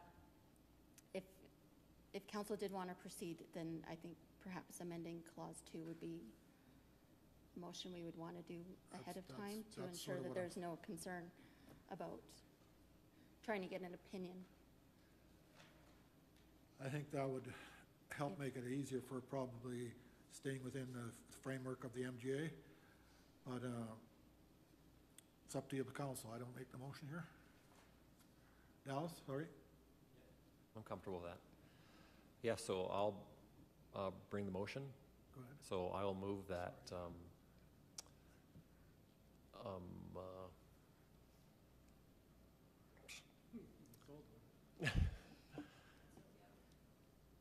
I will move that Basically, you're saying condition number 2 on page 44. condition number 2 be changed to read that this bylaw shall come into full force and effect upon the final passing thereof. It is. So what motion did I make? To amend clause 2 of bylaw 1181-24 to read, this bylaw shall come into full force and effect upon the final passing thereof. Thank you. That's exactly what I said. So that's an amending bylaw to that condition. Okay, any discussion on that motion? Kara, I think you have your light on. Okay, and I want a clear answer through the chair to administration. It's okay if you can't give me one, I'm okay with that. Can we pass a rezoning without legal and/or physical access? Through the chair to Councillor Westerland, I cannot give you a legal opinion on that.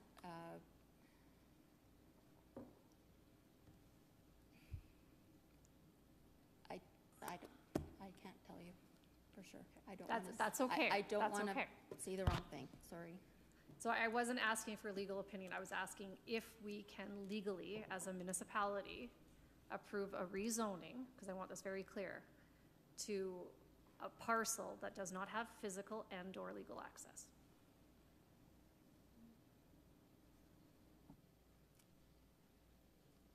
Again, I don't know. Okay. My opinion of that, and I'll say my opinion, when we rezone a quarter section for multi-lot subdivisions, all those parcels within that quarter are rezoned to whatever zoning it's being created to, and they don't have legal and physical access. So I don't know that is the issue, in my opinion.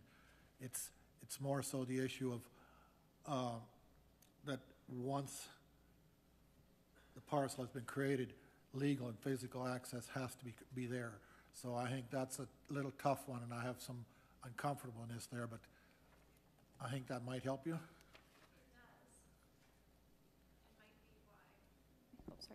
It does, and it might be why normally, correct me if I'm wrong through administration, when we deal with rezoning, the subdivision is immediately following, correct? And this is not the case in this one. Why are we deviating from normal process? Through the chair to Councilor Westerler, I don't believe we're deviating from the regular process. Okay. This is slated to go to MPC for subdivision approval next week. Okay. Or Okay, no, I'm good with that, thank at the you. next meeting, sorry, July 9th. Yeah, and then Amro had, I think, hopefully some more insight for me. Yeah, so so regarding the access, it does have a legal access itself. Let's say there is no physical access, but there is a legal access. So for it to move forward, regarding the rezoning itself, we'll have, Public Works itself has no issues with the rezoning, other than the condition it's gonna need a physical access, and that goes to MPC to work on it as part of their condition, to put it on the parcel for subdivision. But as the rezoning itself, Public Works had no issues with it, as it has a legal access itself to it. Cody, you have your light on? So, yeah, I think that the real question here is, how does the applicant plan on providing access to this property? I know that we've already come out of the, well, Public input. it's not public. Public input, hearing. But the, yep, public hearing. So, yeah, I was gonna say, there's no motion on the floor right now, is that right? There is a motion on the floor, so I can't move to allow the applicant to speak. And our motion on the floor is to amend clause 2. Yeah. Okay, so we'll deal with that and then. Okay, is there any further discussion on Dallas's motion to amend clause 2 on motion, bylaw 1181-24? If not, those in favor of that amendment? Okay, carried unanimously. Okay, with that, is there an intent to go any further with readings? Cody? I see your lights on anyway. So I would like to, or I guess I should actually say, I move to allow the applicant to speak to the application. What I'm really looking for is, okay, that's what Kara said, I should shut up, so I guess I'll do that. Okay, he's got a motion to allow the applicant to speak. Any discussion? Dallas, did you want to speak? I do. Go ahead. Yeah, Mr. Chairman, just a question of order. I'd call it a point of order, but I'm going to ask a question. He's jumping to the next step. Councillor Brooks, this is not what we're discussing right now. Whether or not, or how he develops, the applicant develops a right-of-way or an access is not what's on the table right here and right now. Why are we jumping ahead? He's out of order. It's a question. Is he out of order? I think your point, Dallas, is probably quite well made in the sense that we are doing the rezoning, and those conditions would be dealt with at MPC. I'm looking at administration, I'm thinking they're sort of agreeing. Typically, yes, I believe that this would be more of an MPC question. The only comment I would make towards you, Dallas, in that regard is if we're going to rezone a parcel of land, council should be comfortable when they rezone it, that when they're rezoning it, that, how would I put this correctly, that the proper steps are there, that, of what's intended. And I guess we're doing things that are a little hard to judge. So I think your point is more in order, Dallas. I would think that we probably shouldn't be going to that motion of Cody's, because it's starting to get into the MPC's business. But anyway, that's just my thoughts now. So Cody, you have a motion on the floor, right? So I just like, I understand where everybody's coming from, but I think that's what the real concern is, and so that's why I was bringing it up. So, yeah, I don't know. The motion's on the floor. It can fail, it can pass. Okay, we'll call the question on Cody's motion. Those in favor? Those opposed? So it's defeated. 4-2. Cody and Kara in favor. So then there's looking at if someone wishes to make a motion for second reading. Well, third, okay, sorry, I apologize, third. No need to do third reading. For bylaw 1181-24. Oh. I'm on the wrong one. How much? Page 44.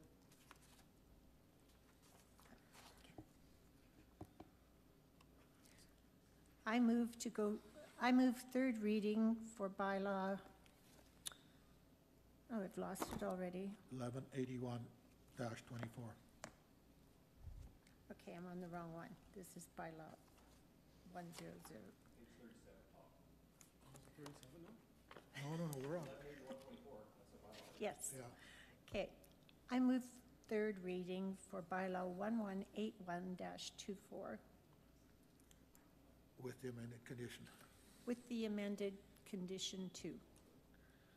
Okay, any discussion on that motion, or that bylaw motion? Those in favor? Those opposed?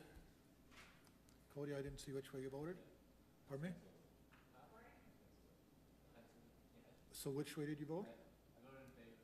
Okay, so it was 4-3 in favor, 4-2 in favor. What, go ahead. Karen? No, just when we're voting, it needs to be very clear. That's why I was That's asked. just a reminder to all of council, when we vote, it needs to be clear. Well, I didn't see his, that's why I asked for his. Before I stated one way or other, that's why I asked how he voted. So it is 4-2, Glenn and I voted against. Okay, so that bylaw has passed. Do we wish to deal with bylaw? Find it here. 11. I'm going to find it yet in the right place. Ready? There isn't. That's 1180. 28, Chandra? Page 28. Okay, yeah, it's page 34, 11 to 80, 24. Someone interested in making a motion, third reading there? Dallas? Mis- Oh, sorry, Chandra. Sorry, just in this case, potentially amending condition 2 or clause 2. Yeah, we probably First. need to make that on this one as well. Dallas? Yes, thank you. I would like to do that. If I could just get the wording for condition 2 again, fantastic, thank you so much. So I'll move that Brazeau County Council amend condition number 2, bylaw 118024, to read that this bylaw shall come in full force and effect upon the final passing thereof. Okay, any discussion on that? Not, those in favor? Those opposed? Okay, 5-1. So do you want to do third reading then?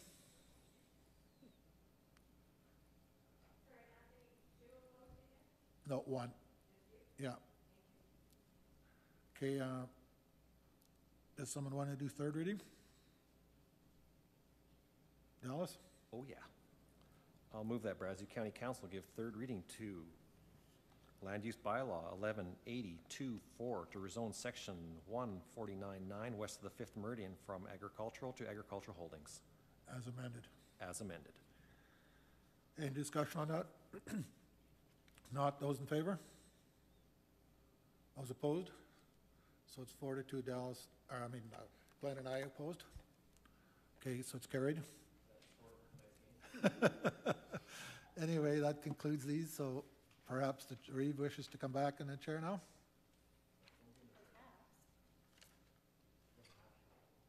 I'm asking, I'm not telling.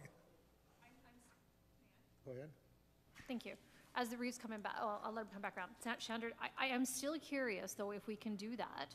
And what I would still like to find out, if we can do rezoning subject to subdivision. Okay, do you need a motion to do that? We can, yeah. Well, what's council comfortable with? I would still like, because if we can do it, let's do it. If we can't do it, then let's not do it, right? That's where I'm at with it. The question's been raised, it's not been clearly answered, and I think it would be, I don't need legal on it. I'm pretty sure we can get a professional opinion on it, so. And I think Chandra has already given us what she read out of the MGA just here a few minutes ago.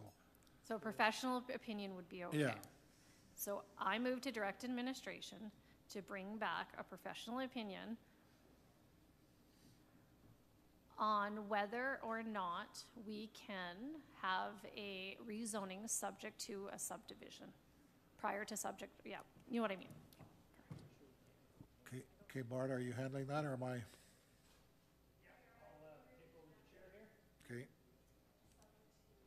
If we can make a rezoning subject to, to subdivision approval. As you guys can see, Kara's leading this show as well, so, She was just asking for my motion. yeah. Anyway, Sorry, just for clarification, because the recording secretary did. The motion was to ask for clarification whether council can or cannot have rezoning subject to the redesignation of lands, subject to the subdivision, prior to the subdivision plan approval, which is condition number 2 on 34, and the other bylaw that we just dealt with. so that wasn't a motion, that was just clarification. Clarification on the motion. All right, great. All right, well, we got some, what's your motion then? I had to step out, remember?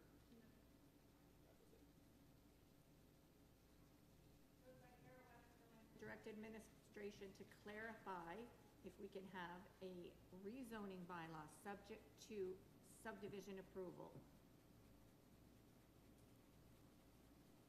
All right.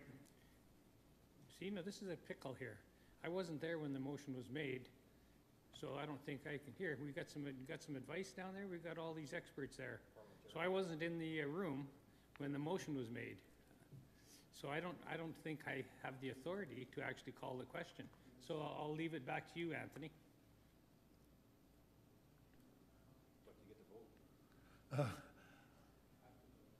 okay, the question has been put forward by our secretary. Is any discussion on that motion?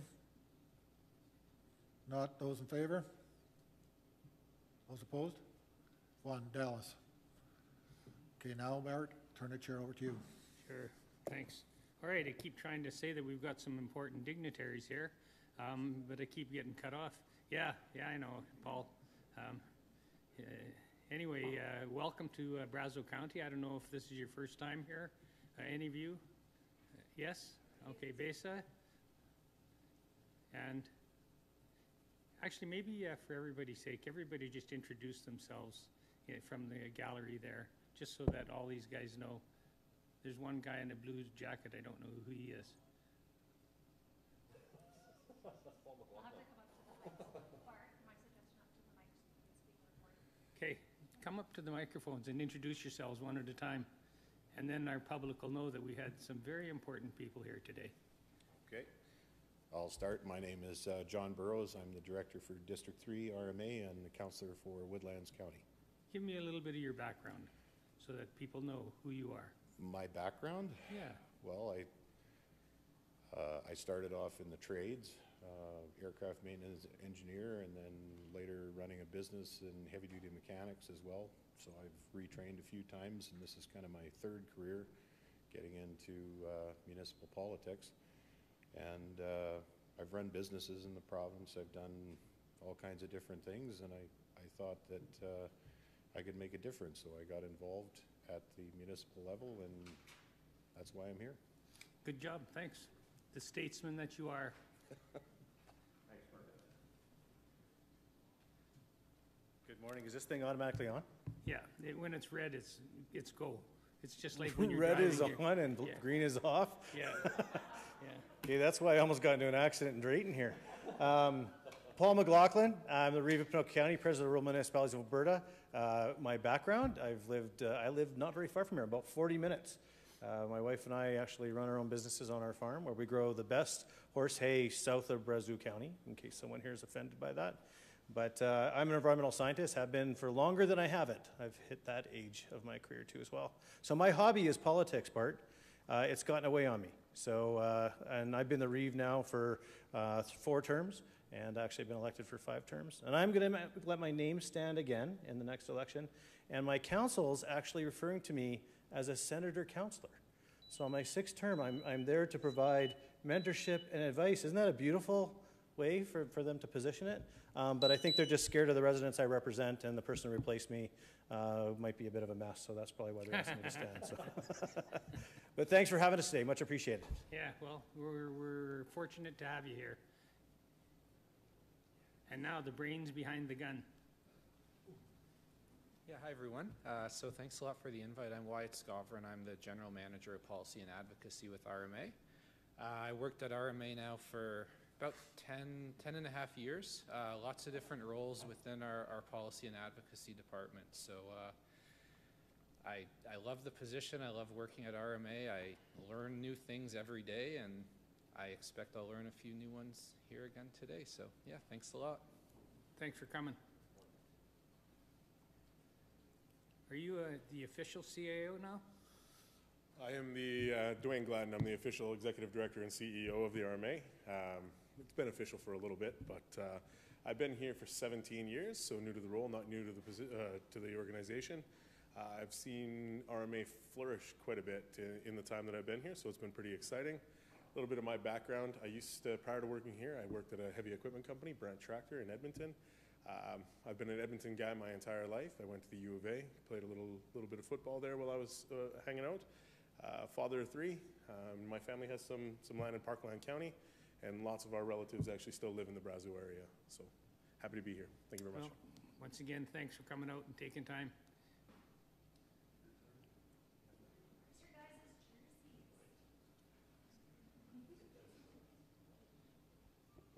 Morning, everyone. My name is Brazeau. I'm a policy and research analyst with RMA. I started with RMA in January of this year. Yeah. Thanks for having me. Thanks for coming out to Brazeau County. It's always better in beautiful Brazeau.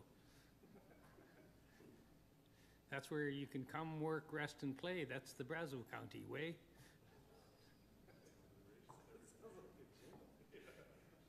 So, I think we're gonna.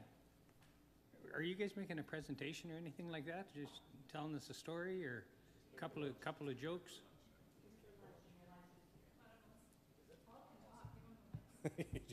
You don't want a presentation. No, Chair. Typically, there's a few different ways to do this. I mean, you folks can decide on whether you want an hour and a half of us just talking about the cool stuff that we're doing, but we really do enjoy coming out and hearing what your communities are doing as well.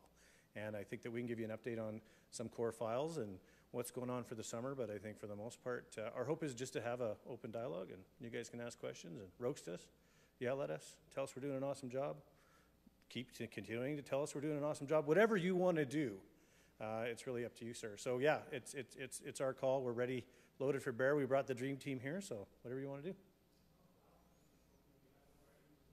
And you guys are doing a great job. We see it in the responses and the stuff from ministers. I haven't heard anything bad about the board, so that's a positive, right? So usually if there's something going haywire, somebody will bring it up, and it really hasn't come down to that. From Brazeau County, like other municipalities, we're looking to make this a better place. You know, that's why most of us got elected, to do something better and make it better for our residents. We have a citizen first philosophy, and I've talked about this before, but in 2015, we lowered taxes 30%, which was unheard of anywhere. And then we added another 30% off if you pay your taxes on time. And then we've added another one where if you are a new business, you get 3 years of no taxes, as long as it's over $1 million of investment. And what that's done is it's created a bank account of trust with the public. A lot of smiling faces at tax time here when they get their 30% rebate off of the 30% lower taxes. And that gives us the chance to try new things. We haven't had the gallery full of people here for a long time. We have the odd, dedicated person that comes in, but it's almost rare now to have any concerns come forward from the gallery. So it's really changed the culture, but it's all about if it's not good for the citizens, we're not doing it. So it's always thinking through that lens all the time. And there's always ways to do things cheaper and safer. We actually got rid of a lot of fees as well. So we're not nickel and diamond people as they're coming in the door. We want to encourage them to invest, and then we get to tax the crap out of them for the next 100 years. So the little bit you get on fees isn't worth losing even one investor. So we try to do everything we can to coax the people in. We're off the beaten path, and Brazeau County has had to swim upstream for its entire entity. We're pretty young. I don't know if we're the youngest or not, but 1989 is when we were created. I think they're the youngest, right? I think so.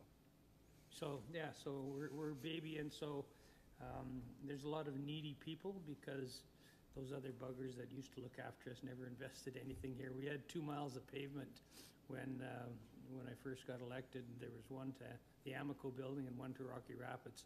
And other than that, none of the local roads and most of the secondaries weren't paved. Now we've got over 200 miles of pavement that's been done.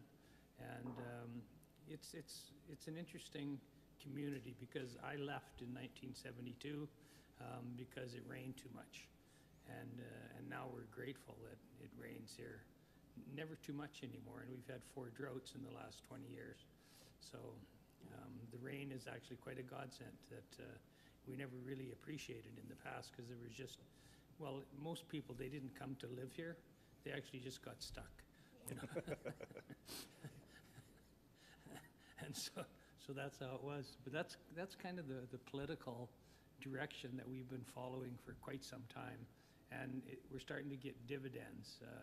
Kara and Glenn are on a committee that we call the WEC, the Western Economic Corridor. It was the first one other than the Trans-Canada, not the Trans-Canada, the Canamex Highway. So we started the first one there and got some good support from the province. And now we've got innovative companies starting to move in here. What's the one that Stephen Harper has the investment in? Recover Industry. So they squeeze every last drop of oil out of the drilling waste, and what's left is basically just sand to go into a Class 2 landfill. Their product goes to another company that has got an innovative process that can high-grade heavy oil into conventional oil without the use of condensate.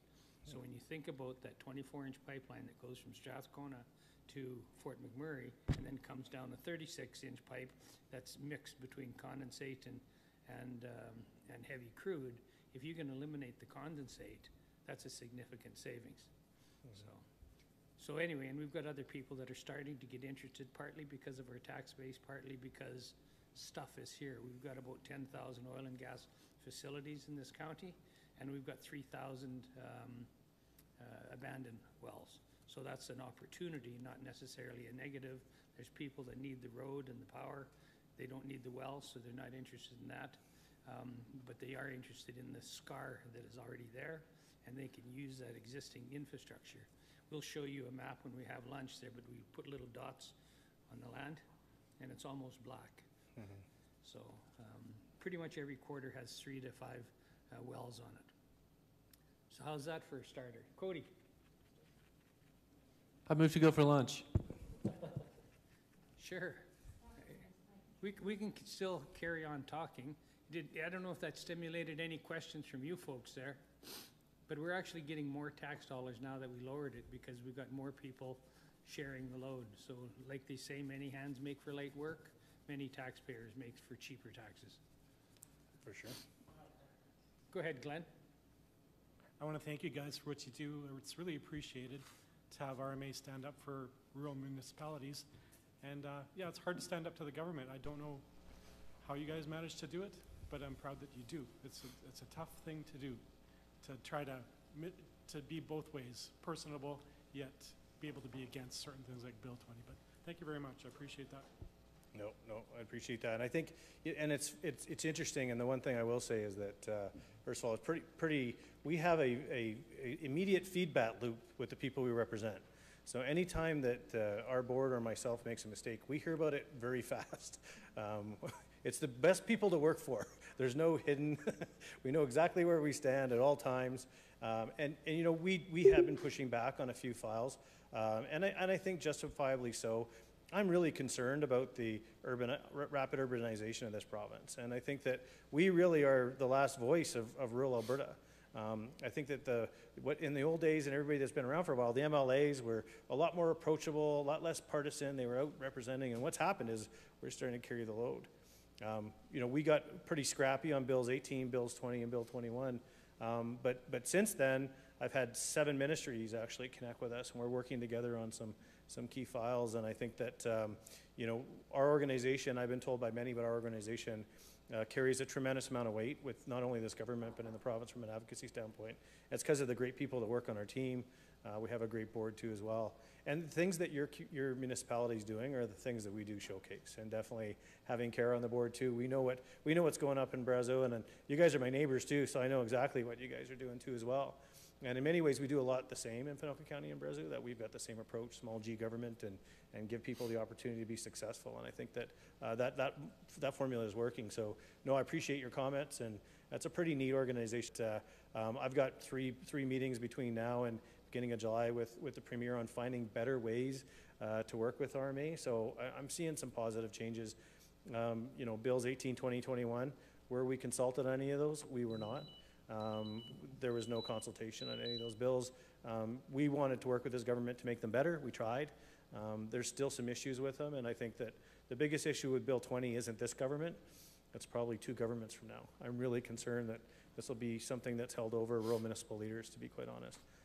It's the devil you don't know, right? And I think that I'm still concerned about that going forward, knowing that, you know, in the next census, 90% of the people are going to be urban and 10% rural. And that's a pretty significant change on who's got the voice with government. So, but thank you. Yeah, I don't know if you were there when I asked the ministers if they were short of problems these days. And they said, why? That's because you're going to have ours. I think I got to pull it out, Reeve Guion. I actually quoted you that. I said, geez, they're looking for, they don't have enough problems of their own, they're looking for ours. And I said, as a great statesman that I represent. So I did quote you. I think it's in the Globe Mail. I will pull it out, I'll blow it up, and I'll have someone make a t-shirt for you. Oh. So. Yeah, be smart, vote for Bart. That's Put right. that on there too. No, that's great. And it's the same old thing. We've got to work in tandem, you know, together and back each other to nail the coffin home sort of thing. There is some issues that, I don't know if it's coming up, but Fortis is being very reluctant to approve solar installs. And I know they lose a little bit, but my daughter applied for one, and it's been a year now, and still no approval. So, and they're just hesitant to do that. And I don't know if you've heard that from other members, or what. I'm talking about rooftop solar, not solar farms or solar panels on farms. Yeah, one of the pieces, obviously, we were a little bit at odds with the Business Renewables Council. But we have been having discussions to try to streamline the rooftop and farm, you know, the ground type renewables and making it a lot easier. And so I'm surprised to hear that from Fortis. Typically they were pretty easy to get along with early adopter. My renewable installation was with Equus, and that was really hard back in the day. A 60-page agreement between myself and Equus.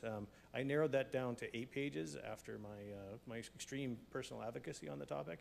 But I haven't heard that, but definitely we have a strong relationship with Fortis. So if you give me some not necessarily super details, but I'll be able to loop back with Fortis and come back to you and see what exactly the reluctance is, because it sounds like that's not normally how they do business, but there could have been a shift that I'm not aware of. Yeah, my daughter took environmental sustainability for agriculture. She's just graduated here, and so here she is trying to do her part to, you know, move the needle forward with being a net zero type person. 4 of mine went through, and all the way that you said, no hiccups. This one, for whatever reason, somebody's got there's something in a knot. So anyway, that's that. Perfect. But let's carry on talking, and if we have some hard questions that comes in there, hopefully you won't choke. So far I haven't, but it could happen, you never know. Yeah. Perfect, thank you. All right, we're gonna take a hour break here. Yeah.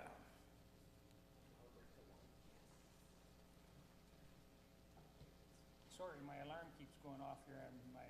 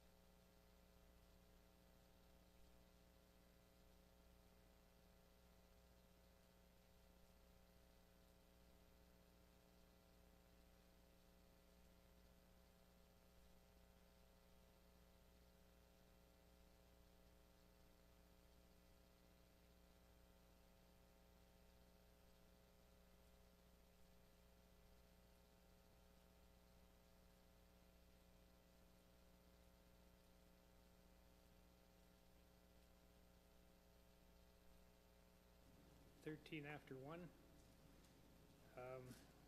We left off on cat complaint. How was Kara?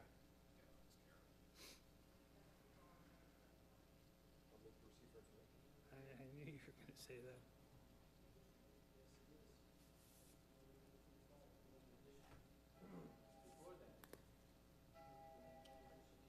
I think we beat that up. It's a report. Page 75. Cody Brooks on. Range Road 75. It's in the additions. It's, I think it's the first one, right? Yeah. Yeah, so, because I guess the additions came a little later than normal.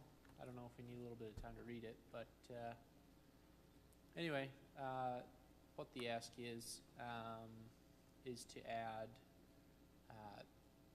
some form of hardtop, some kind of pavement to Range Road 75 off of Township 494, which goes right by the office here, and then towards Drayton. Most of that road is the town's, so really it's a town project, but we have like, I don't know, a half a mile or something like that of gravel there. There was some issues around dust control. There was a town resident who he really, he was in the annex portion of the town, so he used to be a county resident. Now he's a town resident, and the town's not dust controlling the area, and so he called me. And I also had one of our residents call me. He doesn't want dust control because of the slurry that it makes when it's wet and that sort of thing. Normally I wouldn't say, we should build this road for 2 residents, but it's a pretty, I think it's a pretty heavily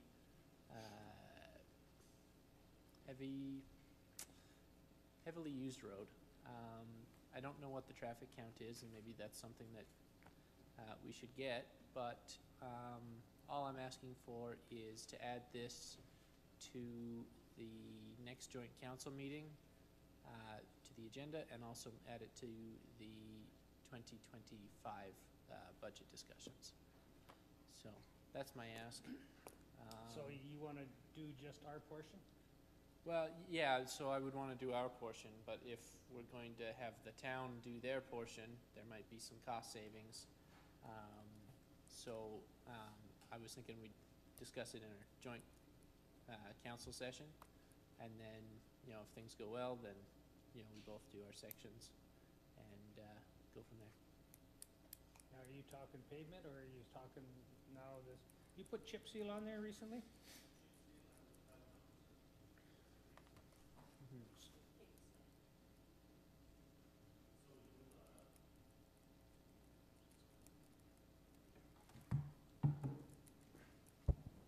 So for the road that we did so far, so we did, the plan is, as we did, first thing is we did cement stabilization for the base, and chip seal, then micro surfacing on that one. So we do like double on it. Yeah, and I think it would make sense to do the same thing down Range Road 75. It's attached to the same stuff, so, yeah. So anyway, that's my ask. I don't know if there's any discussion on it, but. For budget discussions and just talk to the town about it. Yeah, so, if there's no discussion, I guess I'll make that motion.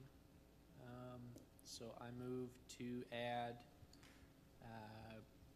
Range Road 75, pavement on Range Road 75 south of Township Road 494, to the agenda for the next joint council meeting, and to the 2025 budget deliberations. For discussions at the 25. It That's may right. fly, it may not. That's right, yep. Okay, go ahead, Donna. Would you accept a friendly amendment saying, road, what is the stuff that we put on this road? It's not it's not called pavement. We can have it as surfaced as maybe we can call it to be considered for surfacing or to be surfaced road, and then we can look at we can bring some options if you would like that. And you should be able to get a close guess, because we will have put on both the chip seal and the microsurfacing, and we'll know what that cost is if we're gonna do the same thing to 75, whether we do it all in 1 year or 2 years. We'll at least have a better idea what the total cost would be for budget discussion.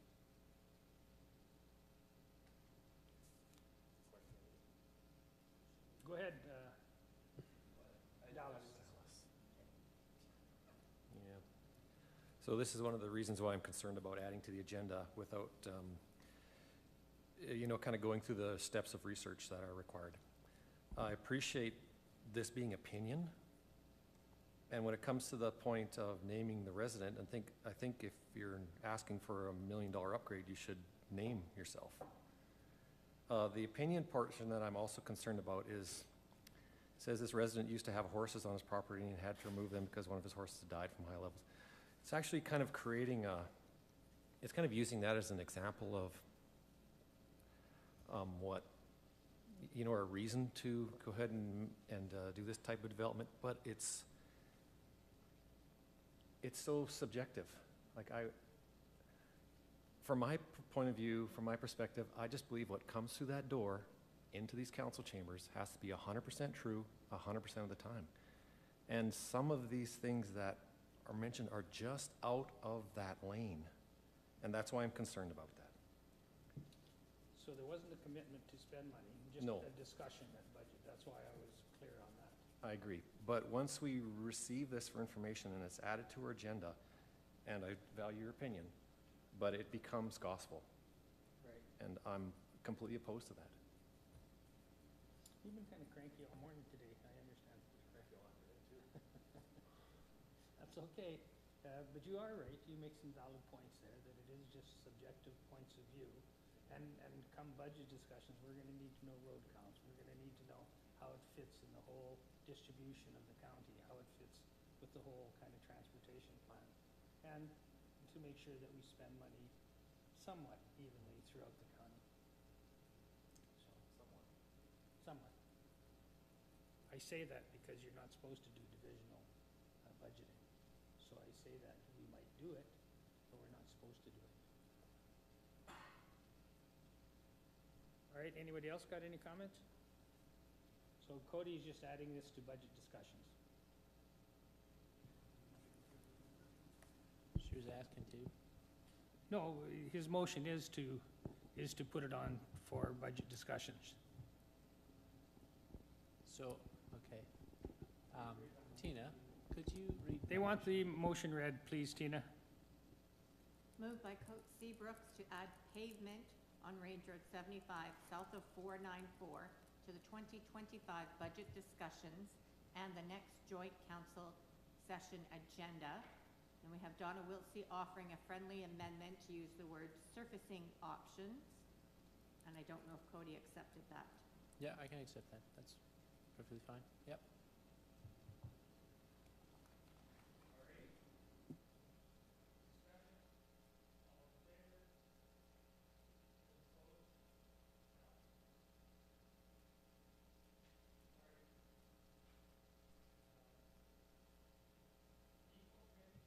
Your story? Okay, well then we'll jump right into that then. There wasn't anybody else coming? No? Okay, so welcome to Brazeau County, and yeah, come forward. You have to speak about 6 inches into the microphone so we can clearly hear you.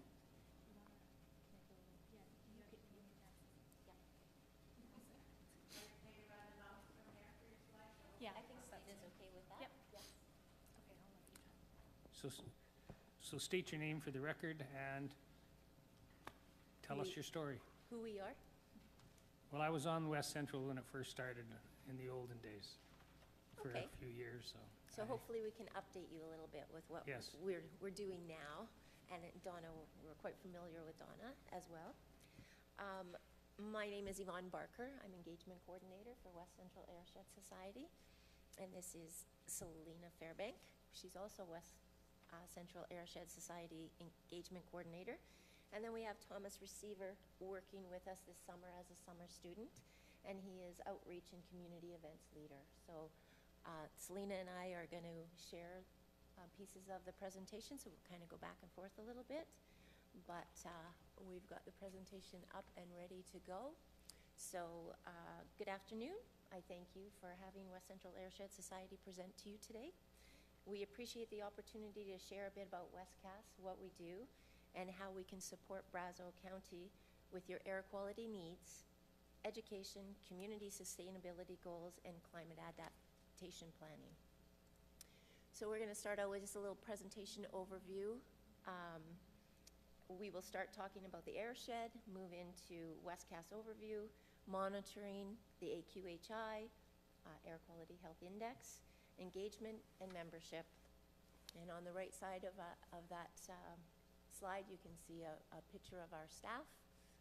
Great looking group, although some of us have moved on and we have some new members since then, so I see we need to update that. So what is an airshed? I think I'm going a little too fast here. Airsheds are independent, non-profit organizations with participation from all stakeholders, and that includes government, industry, community, academic, and health. And so WestCast is the airsheds are responsible for air quality monitoring, analysis and reporting, raising awareness and community engagement, providing support for managing air quality issues. And we are one of 10 airsheds across Alberta with over 90 monitoring stations and hundreds of smaller monitoring sites. Airsheds are the only official air monitoring organization in West Central Alberta. Airsheds are responsible for monitoring on behalf of the Alberta government. West Central Airshed air monitoring data is used by all orders of government. Airsheds are responsible for monitoring on behalf of the Alberta government. Other provinces operate differently, and the government does the majority of the monitoring in those provinces.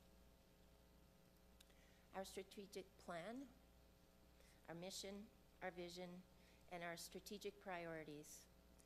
Air quality data is collected and available to the public.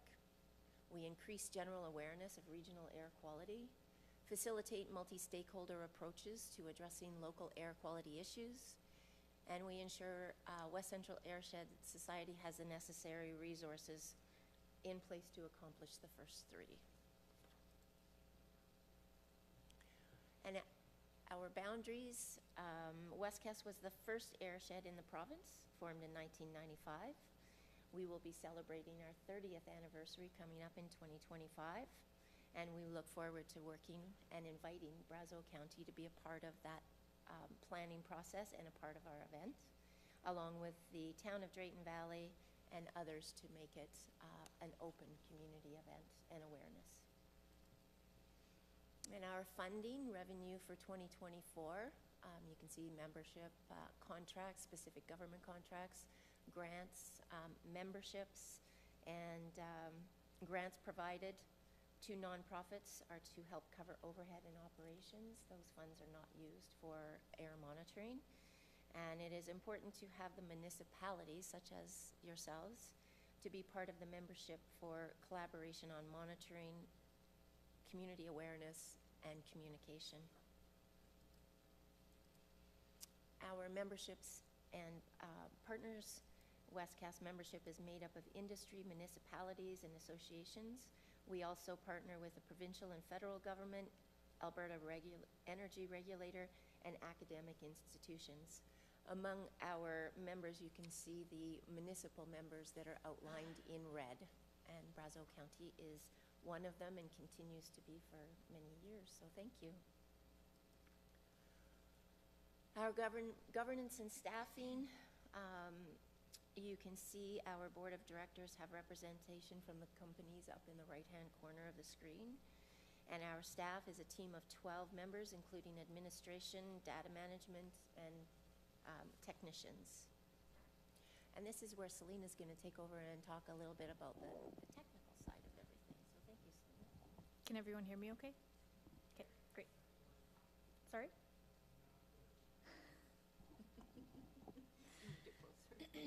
Too close? Good? Okay. I know. That's good. Yeah, I'm okay to click through. So West Central Airshed has 11 monitoring stations throughout the region, and we are hoping to add a station in Whitecourt this summer, or online later this year, I guess I should say. The photo on the left that you can see there is our Hinton Hillcrest station. It's one of our newer buildings, and we've done this beautiful wrap on the outside of the station. It's quite attractive. These stations use complex equipment to monitor real-time air quality by continuously measuring and analyzing pollutants as well as meteorological parameters. The data collected from Drayton Valley, Edson, Hinton, Genesee, and Steeper stations is used to calculate the air quality health index for these locations. So not all the stations that we operate calculate the air quality health index.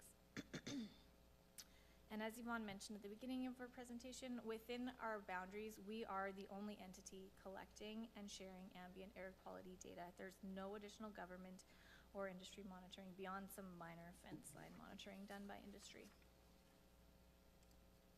Bringing it in a little bit closer to the Brazeau County region, we operate 2 continuous monitoring stations. That would be Drayton Valley, as I mentioned, AQHI station, and one in Breton, which does not measure AQHI.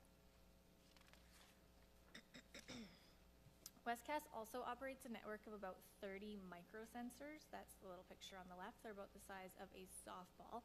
Microsensors use laser particle counters to measure fine particulate matter in the air. They're affordable, easy to use. They just take a plug-in and Wi-Fi, and you're up and running collecting data.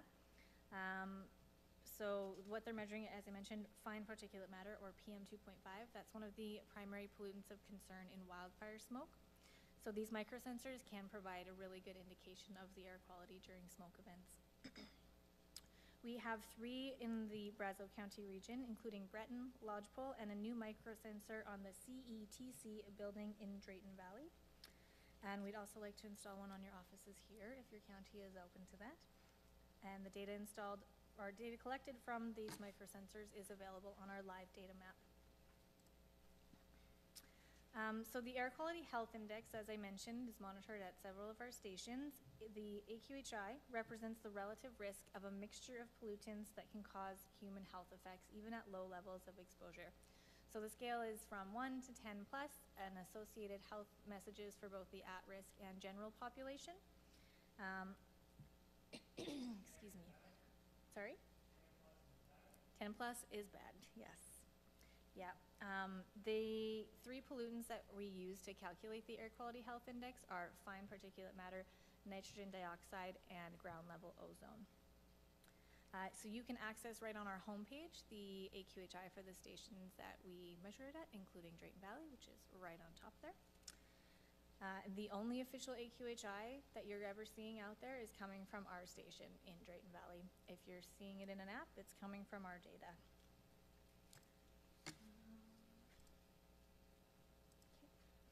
So recently, Westcast launched our AQHI Cloudlight program right in Drayton Valley. So in the communities that we have AQHI monitoring, this is something that we are working towards installing.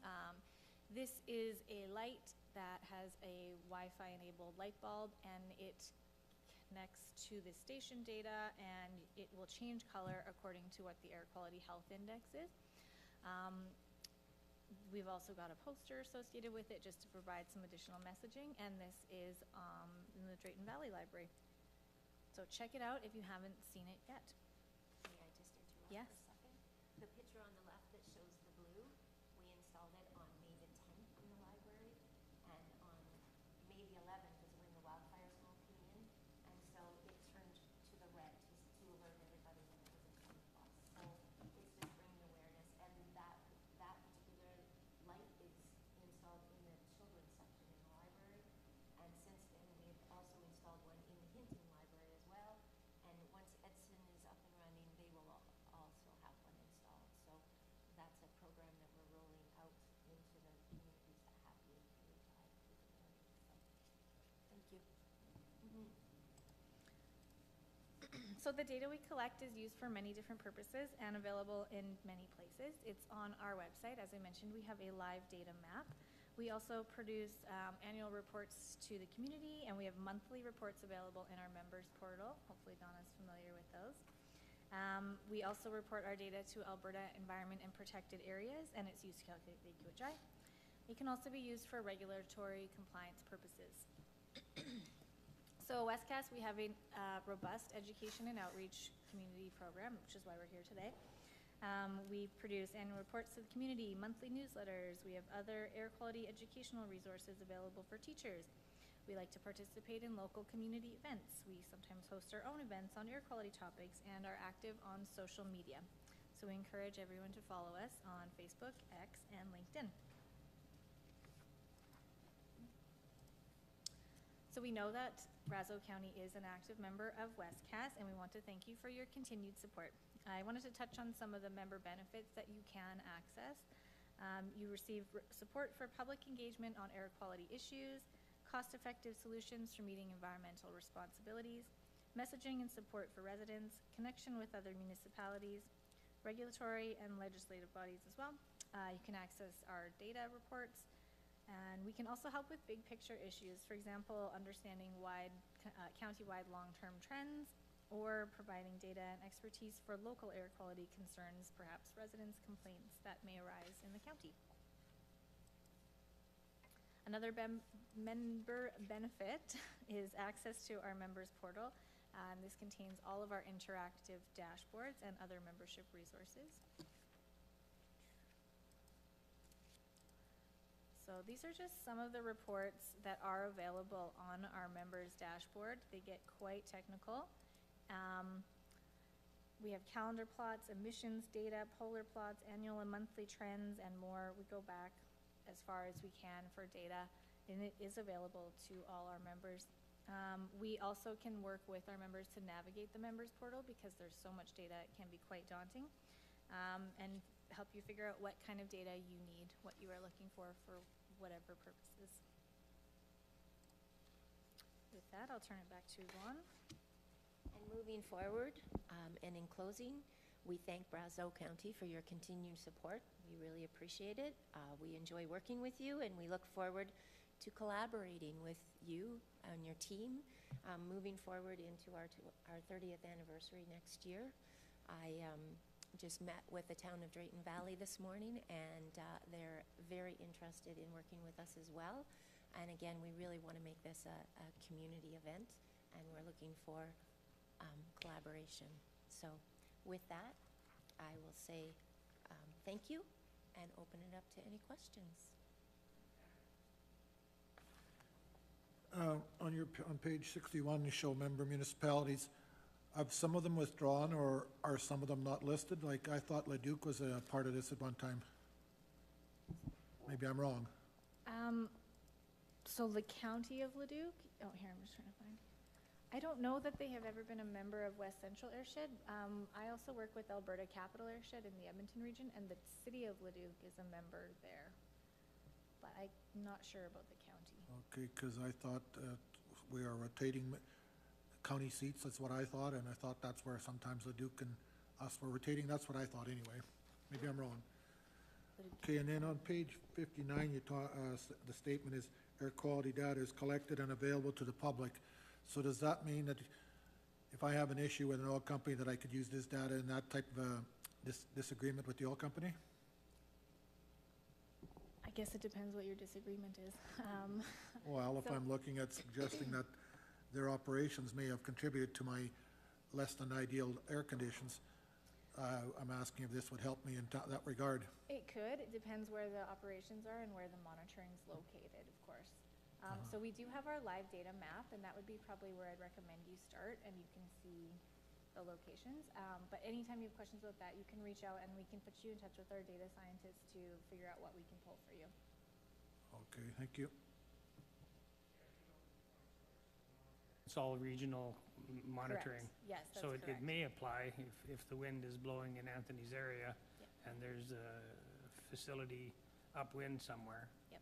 We do have emissions data available on our website, but it's not data that we've collected.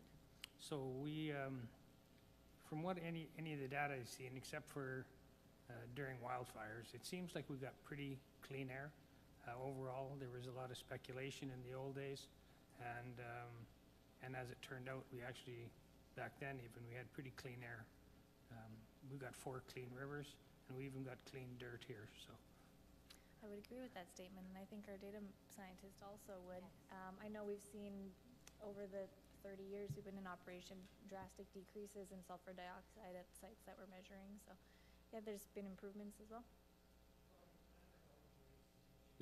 About seeding of clouds and things like that, do those, I'm gonna ask Glenn, do the things that they're monitoring, does that include some of the concerns you had about seeding of clouds or chemtrail? They call them chemtrails, but it's called geoengineering as well. But the silver iodide, they spray that around central Alberta for hail suppression. And I was wondering, do you guys collect any data on, so the aluminum oxide, the barium, strontium, those types of materials, is that collected and it's not analyzed? Okay. No, we measure ambient air pollution, so it would be sulfur dioxide, nitrogen dioxide, fine particulate matter, ground level ozone, sometimes carbon monoxide, total hydrocarbons. We're not measuring for metals. Okay. And is all of your stuff in parts per billion? It depends on the parameter. Some is in ppb, some is in ppm, and some is in micrograms per meter cube. Okay. Anthony? Earlier question that I had raised about information being used in a disagreement with an oil company. Originally, I think the West Central Airshed Association was formed with the concerns of the blowout and the effects it had, H2S and SO2 had on people's crops. So I guess that's kind of where I'm saying that is still kind of following that original mandate and still available as a resource in that regard. That's what my question was really perhaps leading to. Yeah, you would still have access to that data. We do measure H2S and SO2. It just depends on the station what's measured there. Okay, thank you. On their map. Do you still have plots where you're using biomonitoring like Saskatoons and things like that that are quite sensitive to? No, that we don't do any of the biomonitoring. Okay, because they used to at Weber's place there at one time. I think that was a different program that was actually just carried out by Westcast technicians. I don't believe it was actually run through us. I'm sorry, I actually don't know the answer. That's okay, it was the Violet Grove station. Oh, yeah, okay, that one is. All right, but it's gone now. Yep. So I didn't know if they replaced it with some biomonitoring.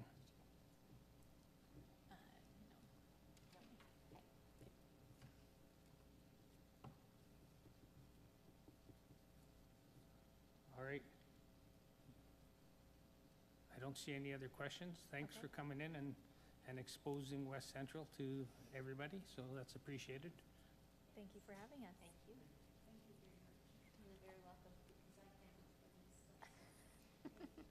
Well, there's been a lot going on too, and so to keep up with everything, that's why we just zoned into this area. So again, we thank you for your time, and have a good day.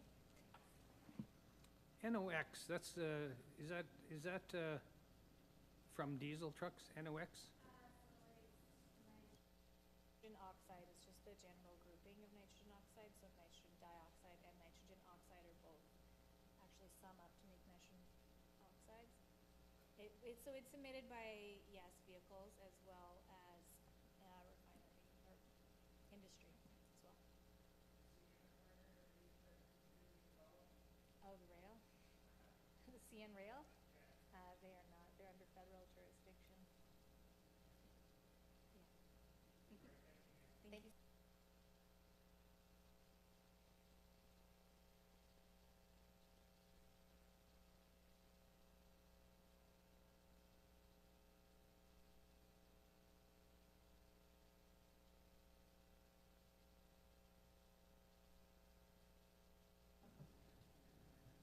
We're still on additions there. Cat complaints. Oh, okay. If we want to get started, we aim to please. So just like everybody else, speak your name into the microphone and state your name. And you have to be about 6 inches away for the recording to pick you up. Okay. Everything you say will and can be held against you. That's good to know. Well, good afternoon. I'm Deanne Young with Breton and Area FCSS. I've been the director there for 27 years. Yeah, my little part-time job has gone on for a long time, but we don't get over to report to you very often, but we very much appreciate having the financial contribution from Brazeau County, as well as having a delegate to our committee. Our committee, advisory committee, is made up of Dallas this year, 1 member of your council, and 2 members of the Village of Breton Council. So for Breton and Area FCSS, we probably do a little bit more direct service than Drayton Valley does, just because we are the only game in town. So often people will come to our office for lots of information and referrals, and then we also do direct programming, because then there are programs that residents in the eastern end of the county and the Village of Breton can participate in. So the document that I provided for you is just kind of a synopsis of the different programs that we did in 2023, and many of them are continuing on into 2024. We take advisement from the committee members as well as members of the general public as to things that they're needing or wanting as far that work within our mandate. We have some great community partnerships with the schools, the library, healthcare, other community programs that serve Drayton Valley as well as Breton. And we also work closely with Warburg FCSS as well. Of the proposed programs that we presented last year to the committee, there was 40 of them, and we accomplished 38 of them. So we thought that was good. Sometimes things don't come together like we would wish. You know, we have an idea that we think is a need for the community, or we're hearing it's a need, and then sometimes we don't get enough people to participate in that. Our funding is, again, 80% from the provincial government, either through Brazeau County or the Village of Breton, and then the village and county contributions. And we also do have some funding that comes in from different grants that we applied for. You can see there that your contribution was just over 17,000 out of the 123,000. And the village, we were over budget by $1,100, so the Village of Breton covered that portion. They actually put in more than their 20%. We try to divide our monies so that we're addressing all sectors of the community, from seniors, children, families, doing some community development and engagement, and then, as always, there's a portion to administer the program. We work in partnership with Brighter Futures and the McMahon Family Wellness Organization to deliver some of our youth programs. We do a big summer program, and I've brought some other documents with me today that I will leave. One is our summer calendar for this year. And we also did a online catalog for our summer program this year. And we've developed an online registration system so that people from the county don't have to necessarily come into the village office to register their children in the summer programming. They can just go online at night, pick the programs that the kids would like to participate in, and get them signed up. We also do some partnership events with the Breton Agricultural Society, Breton Elks, and some of these programs, people may look at them and say, well, how does an Easter egg hunt, how does that help with engagement? But by doing some of these programs and events like that, people feel connected to their community. They feel like they belong in the community. And that's kind of the venue to get them to come in and help with some of those more serious services that they may need, like counseling or accessing the food bank or different,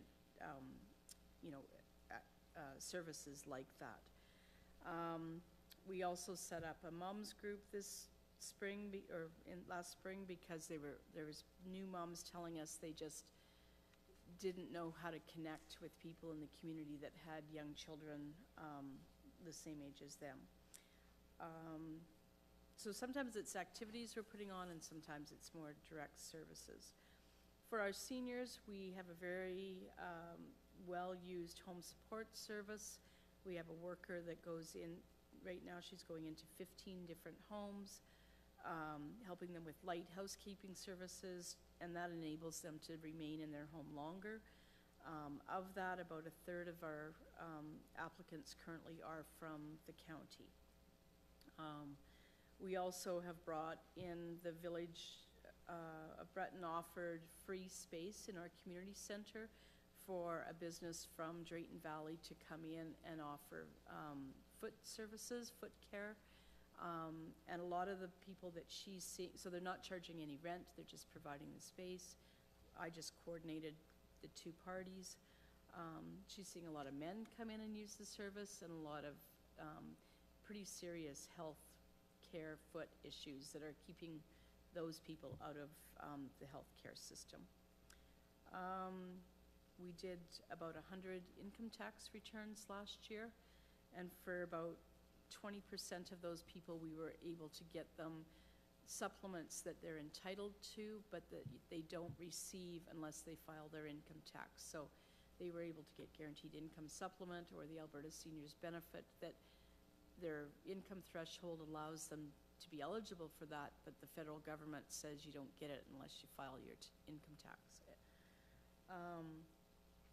We did some other programs to help address fraud and identity theft.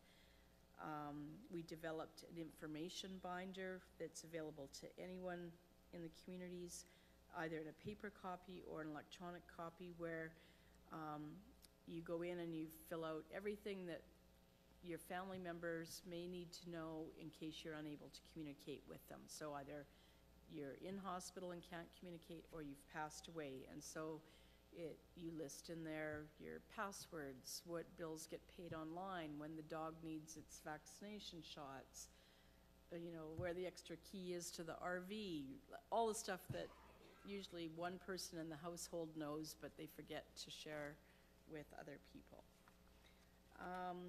We have a number of wellness programs, from older adult exercise, some wellness yoga, a walking club started, and often we are the place where they go, where we bring together the parties to try to help these programs come together.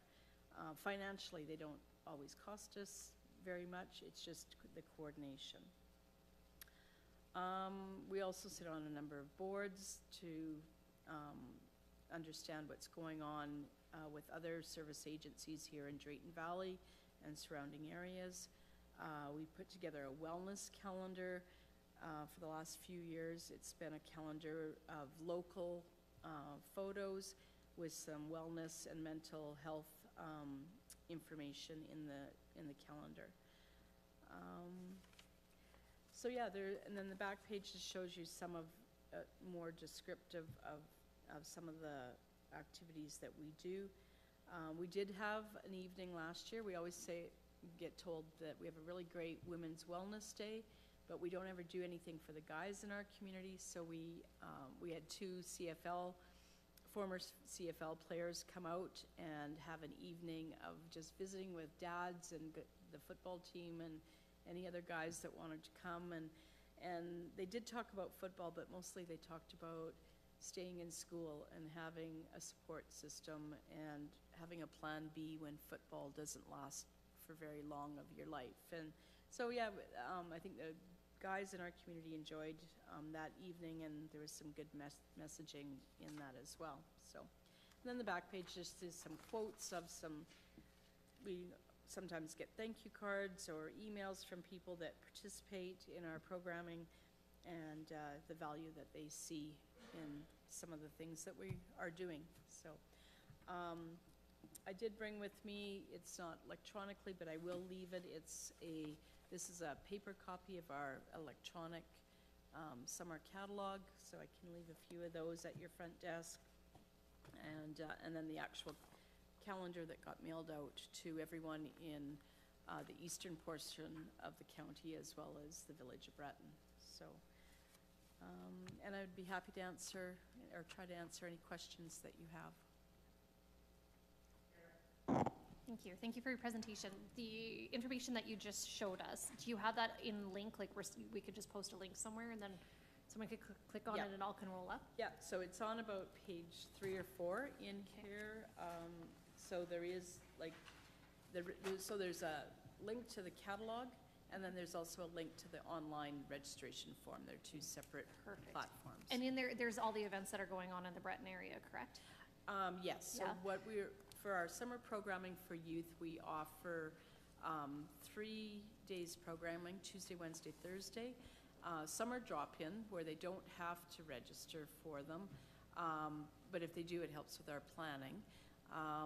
And then some, we ask them to pre-register for them. Some are free, and some are very low fee.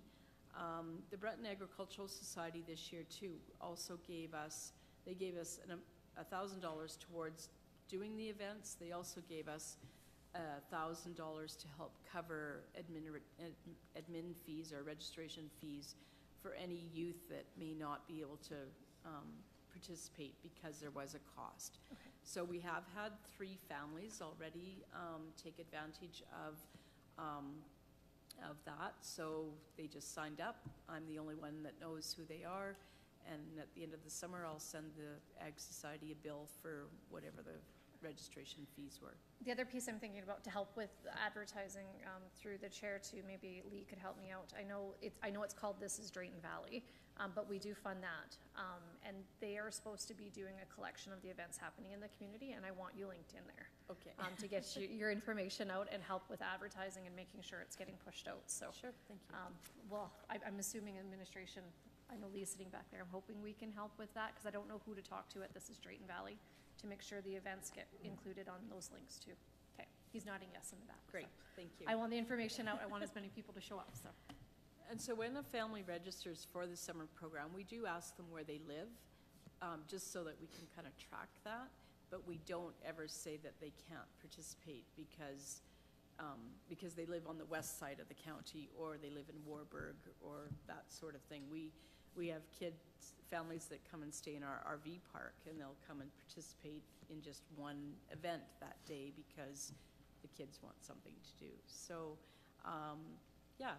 it's run for a number of years. We have hired 4 students this summer, 2 more semi-part-time, and the others are just kind of fill in when we need extra hands, but there will be 4 youth that are employed because of the program this summer. Dallas. Yeah, I just want to acknowledge the 27 years of hard work and dedication, Deanne, that you've put into FCSS. Breton is a well-connected community, and you are at the very center of that, so thank you for all your work. Oh, thank you. It's we have great people in our communities, and some just have some challenges, and we're glad that we can help them when we can. So, I've been to a few in the city.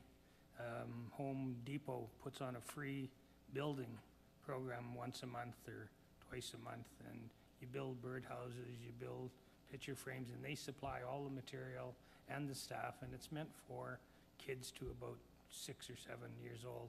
And so it's just something that, I don't know, maybe you could tap into something like that and make a deal with Home Depot, because it has their names on it, and you have a little carpenter, bib that you put over, and they supply the hammers and the nails, and it's really quite productive, and it's all free. Okay, that's So- that's a great resource to know about, thank you. And instead of them, maybe Home Hardware would do the same thing, and so then you got the local support. That's right, thank you. And we do, I mean, we do some fun things, but we also try to do some life skill things in the summer as well. So there's some cooking days, some outdoor survival days, babysitter's course, like trying to give the kids some skills as well as making it fun for them, so. All right. So I forgot to bring the poster with me, but I would like to leave with an invitation to your council on September 24th. We are having a community information and registration night in Breton, but we also are adding a chili cook-off. And I'm here on behalf of the Village of Breton Council to challenge the Brazeau County Council to bring a pot of chili, and let's see who, and local residents are allowed to enter. Any organization is allowed to enter, and we're going to have some People's Choice Awards at the end of the night, along with the community information night. So if there's any cooks in the audience, we'd love to have you come and challenge the Breton Council, because they think they've got it won, so. It's the judge that we have to convince. It's the not people. chili. You have to convince the people. Well, there was a function that I was at when I was vice president, and we had it in Kananaskis, and they used a donkey to pick which was the best. So very unbiased, and Phyllis Kabasiak and I had made one together, and we won. Perfect, But it was interesting, because the donkey, they'd smell it, and he wouldn't do anything, but a meat-eating donkey is rare. And so he chose ours and took a big bite, and we won. There you go. Well, I'll tell council to up their game. So, if there's any other questions? Well, although I don't come in person, I am accessible at any time. So if you see something we're running or you have a question about programming, either let Dallas know and he can bring it forward, or contact me and I'll try and answer your questions.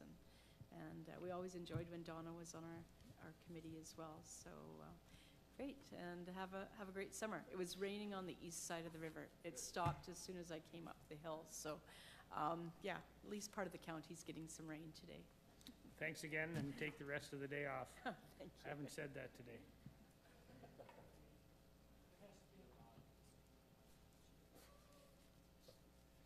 All right, I think we're on, I've tried to do this 3 times, the cat complaint.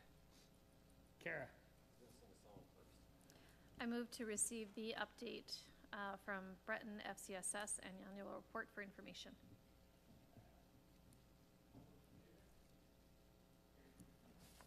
Thank you. And the next item I did put on the agenda. I'm continuing to get complaints about cats at large, whether they're wild or domestic, within the hamlet of Rocky Rapids. I guess I just want some clarity of where I'm supposed to send these people.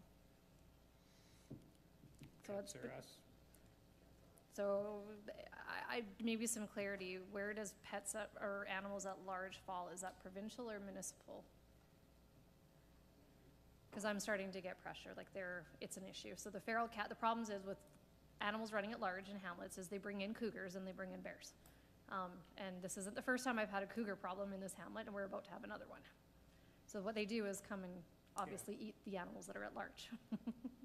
So you bet it will be our problem when we have to kill yet another cougar that is in my hamlet, or sorry, in our hamlet. So we do, again, we've got people feeding feral cats in certain locations, which isn't helping the situation. But I guess I'm looking for some guidance. Am I just supposed to say, great, you have a problem, not my problem? What am I supposed to do? I'm looking for some help. Well, we've got to bang something on the head. Go ahead, Donna. We have the same thing in Lodgepole. I know you do. We have a lady with feral cats. FARS came in, took them all, spaded them all, and now again, it's all out of control. And we have a lynx wandering around town. I've seen your picture, so same thing. So this, it is an issue. The problem is not, well, the bigger problem is we bring in the wildlife that are not supposed to be in our populated areas. It's a big issue. I mean, I've got 5 wolves that hang around my lands, and I've got several cougars, and, I hear you. The difference is you can shoot them. We can't shoot them in hamlets.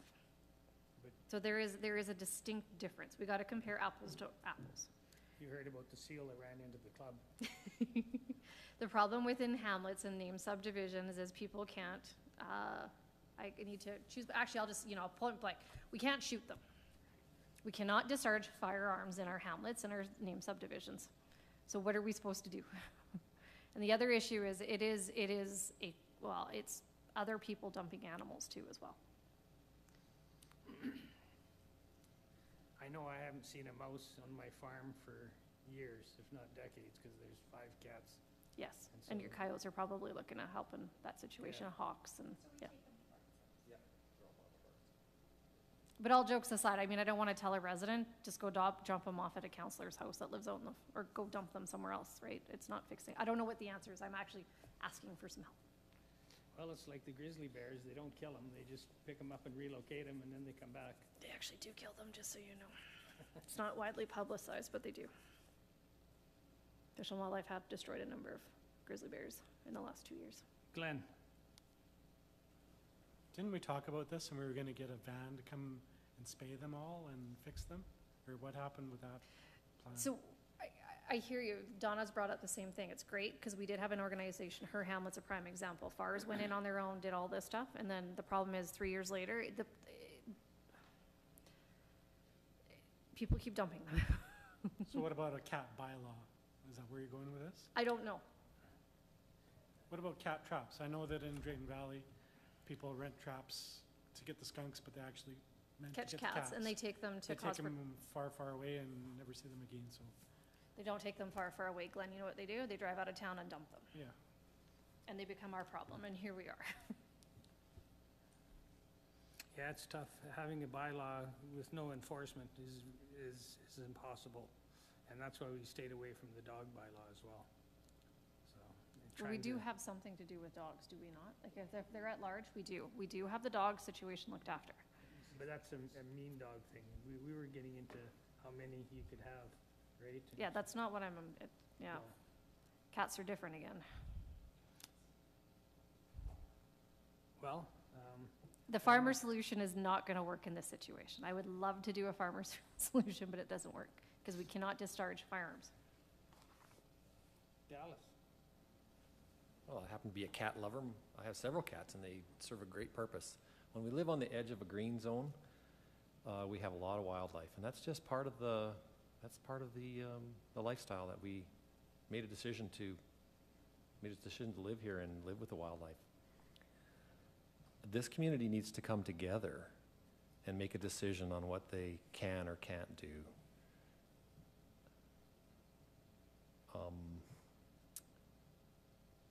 There are always people in your community who are perpetuating the problem, and people may drop cats off. They might be raising their own cats, but there's always someone or a number of people who are perpetuating it. You got to come together as a community, and you guys can solve this problem yourself. No problem. I know you can. Well, that was some great ideas. I like the third idea that you had. And the fifth idea was really good too. But you gave me no ideas. And how are we gonna solve it? It's not our lane. Paul McLaughlin, this is not our lane. No, it's not.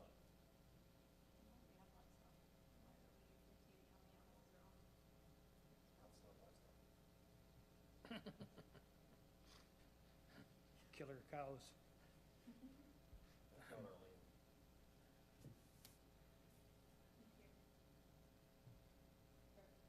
Yeah, I'm If I looking at Lee. should dare weigh into the conversation, but you recall the cause for critters, yeah, when they did come, and I know that Tina was touching base with them, but they tried to reserve the van to the spay and neutering, and I know it was all booked up for 2024, so they've sort of put it may be a consideration for 2025. They were looking into possibly booking it next year, so they may come back with that, so. So once they're spayed, do they take them back to the community that they came from? Because that should stop the other ones from coming in. They get territorial, right? So if you took 10 cats from Lodgepole, once they get spayed, you take them back to Lodgepole so that, you know, they're not inviting.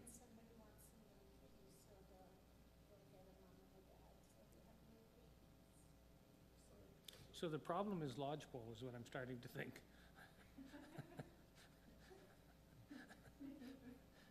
But some great ideas, Donna. You and Dallas should form a team, a committee.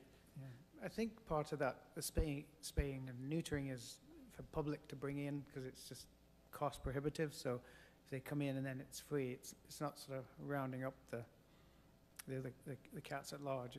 People bring in their own, you know.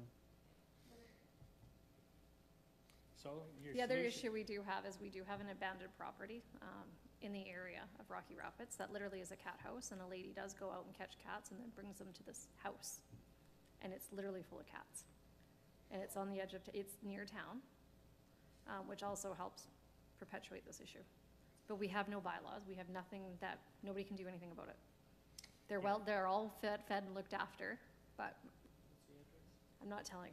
Yeah, there was a cat house south of Seaman Beach, and she had about 16 or 18 Yeah. cats, and she died, and they ate her.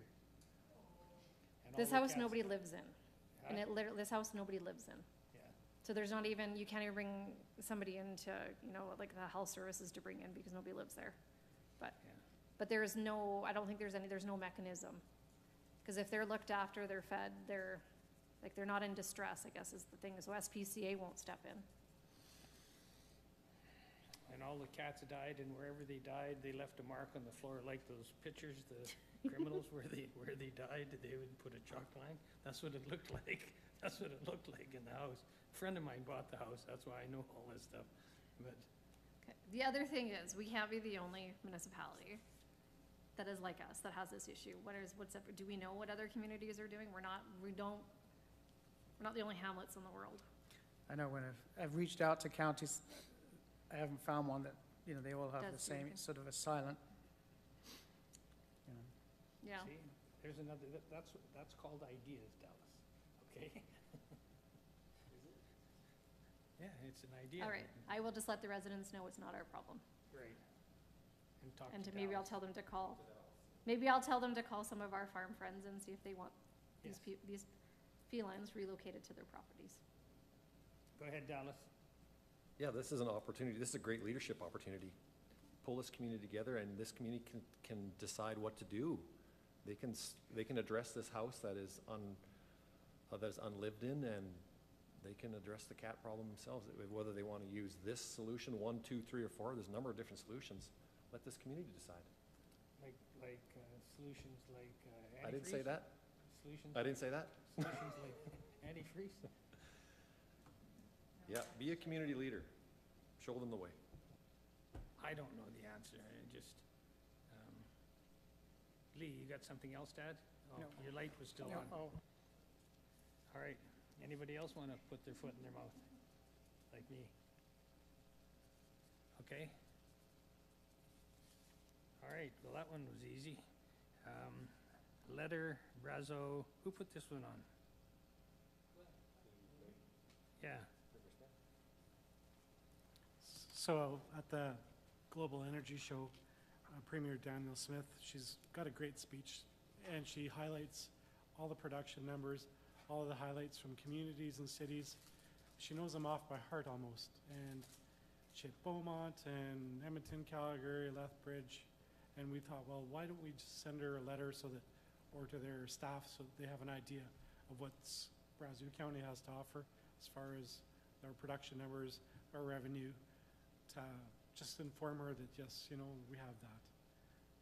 I'd like to get included into some of these speeches that she's giving. Yeah, it's a good idea. Good idea, Glenn.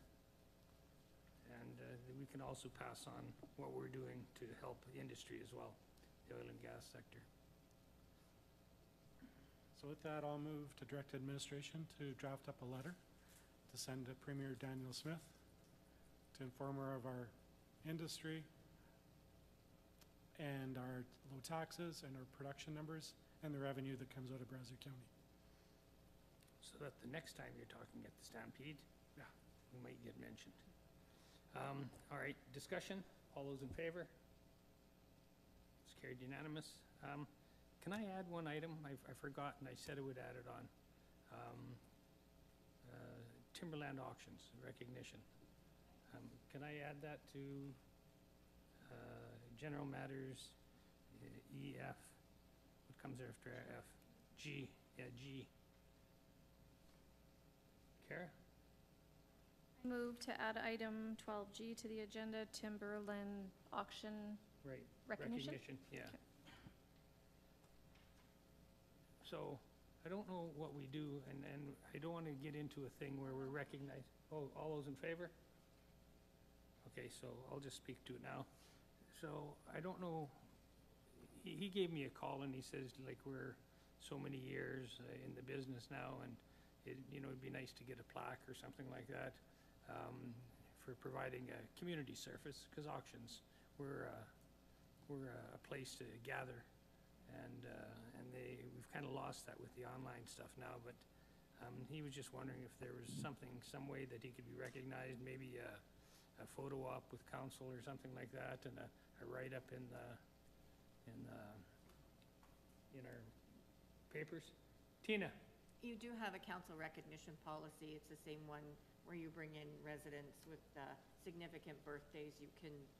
Falls under there, I can't quote it off the top of my head, but absolutely under that you could. Okay, so we could bring them in and give them a plaque or something? Yeah. Simple. Okay. Go ahead, Anthony. Yeah, and when we had more Sandra McIntosh here and the like, we used to have business recognition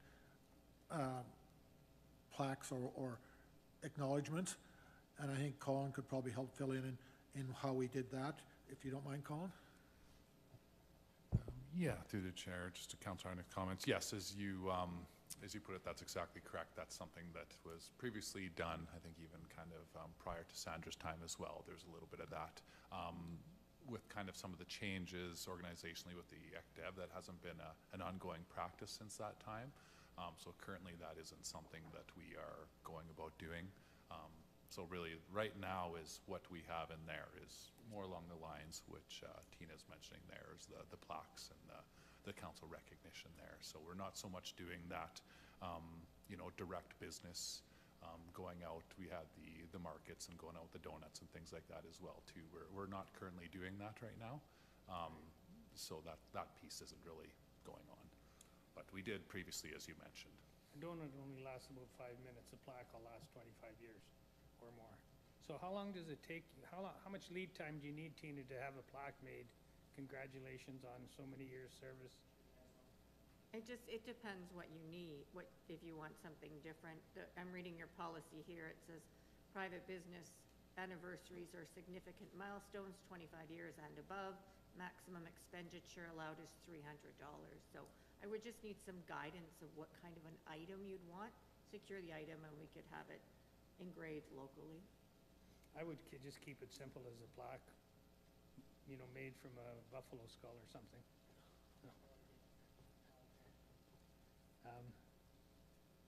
Just keep it simple in case we get a flood of people wanting to be recognized. And bring them in. They can have a picture with council and put a little article that, tells a little bit of a story. And then your house burns down and you lose everything. Oh, sorry, I kind of went into the past there. I used to collect all the papers and... Does that sound like something you guys want to do? So then somebody should make a motion. Kara? Thank you. We don't need a motion. We can just make a motion to receive from information. Policy already covers it, and Okay. you can just make arrangements after. That's even better. I move to accept item 12G for information. Discussion? All those in favor?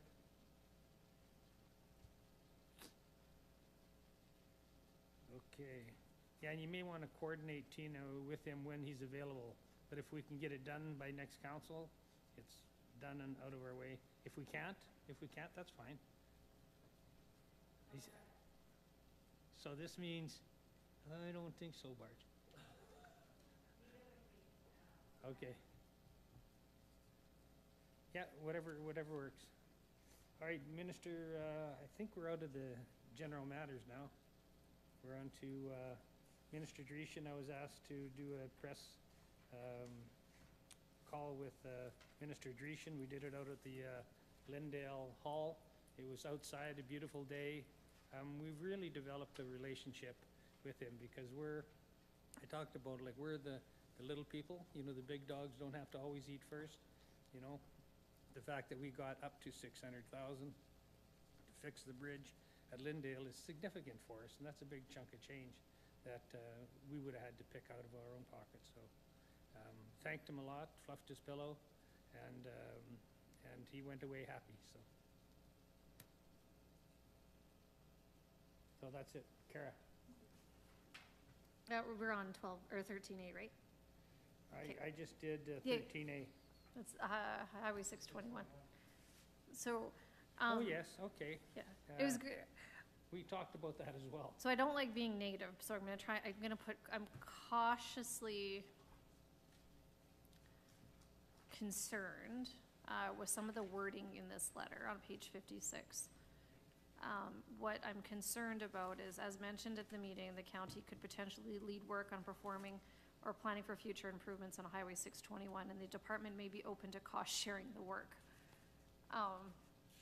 Did anybody else pick up on there and why I'm a little bit hesitant? Well, I know what it is, but the problem is we do have municipalities, rural municipalities in this province, footing the bill for interchanges, highway upgrades, and it's painting the rest of us into a corner.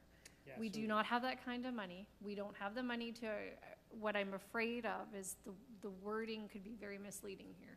The wording will reflect what he said at the meeting we had at the Ledge, and that is, you know, he says it's easier to pay a bill than it is to hire engineers. So if we can get the engineering work done, he's willing to pick up the tab, which would be a partial cost for the road. The road itself is gonna be the big ticket. The engineering is a small part. What I guess publicly very cautious, it's a slippery slope, Yes. because I know what is going on in rural Alberta. And you do have rural municipalities paying half of the upgrades for Yeah. secondary highways, which we do not, have the money to do so, nor should we be Right. doing it, so, yeah. I think we're all in line with you there. I'm not here about spending money on that, but if we pick up the engineering and then they pay half or all of it, that's even better. I think we can talk them into doing all of it. But we've been at a stalemate here for 20 years. Anthony? You probably have been telling them that it's also part of the general area that seems to be fitting in with the WIC, Western Economic Corridor, and the high load or wide load corridor. So I think if you tied those two together and suggested that it's probably very important that the province put the infrastructure in place so that the promotion and the efforts that we're doing for WIC can better come to play. Their lack of having the proper infrastructures in place, i.e. the width of the road, 621, is a factor in the reduction or the slower effects of our Western Economic Corridor development. So I think if you brought it from that angle to them, and I know I've read in some of their information they put out, they've said that they're putting the infrastructure in place for economic development to occur. Well, I think that's the angle we should present to them, and I think it wouldn't hurt to respond to this letter and to present it in with that concept. Yeah, it wasn't just WIC. I talked to him about a lot of things offline and invited him to the Violet Grove wetlands, and he was quite interested in that as well. So part of it is building the relationship while he's there and getting something committed to, right? So I think the relationships we're building, all of us with the ministers, is helping us to maybe move forward. And this might be the one time that we've got a minister that will be supportive, so. See, that's an idea.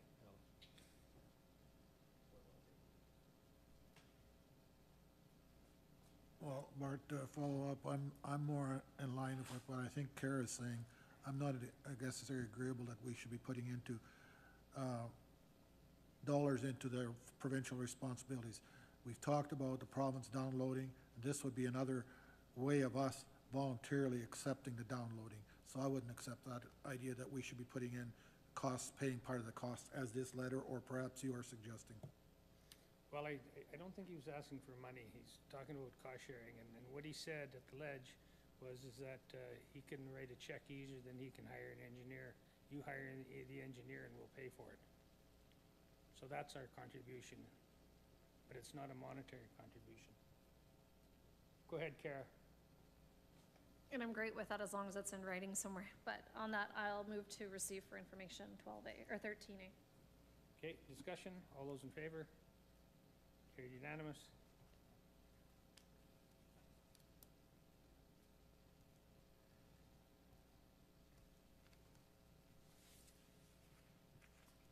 We are on Audrey and Cliff Whitelock showing a letter of support for Opportunity House. Kara, Receive 13B for information. discussion. All those in favor? That's carried. Those opposed? Cody. Breton District FCSS. Are you doing more than what they're doing? I'm not doing more than what they're doing after that report. I think I will just leave that one alone. MPC, however, our next MPC meeting is on July the 9th at 11 o'clock a.m. Everybody's invited as usual. And just a quick update on our Land and Property Rights Tribunal that the county was able to participate in. Only to report that the tribunal has ruled in favor of the plaintiff. And what was that about? And that was over ERE. Environmental Reserve? Easement, yeah. So the plaintiff asked for it to be removed at this time and perhaps reconsidered at the time of development. LPRT ruled in favor of that. Oh, okay. That's a good sign, because we'll sterilize Alberta. Yeah. With environmental easements, because we've got so many little ravines and stuff through this whole county and all along the foothills. Every one of them could be claimed as an environmental reserve. That's right. And right now, we don't have the responsibility on those reserves, but once we have the environmental easement, then we're responsible for weeds and all kinds of things. And Bessie, the heifer, can no longer go down and have a cool drink of water down in the creek there. Then we gotta hire cops with cow suits hiding in the woods to make sure that none of those cows violate the order. What's that? Go ahead, Kara. There's also a highlight too. We approved a major home occupation permit too, or permit as well, which is good news. So anytime we promote business in the county is great.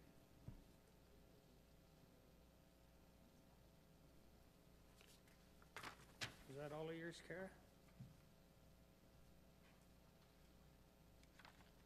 West Central Airshed, Donna, you, Well, I think they did yeah. enough presenting.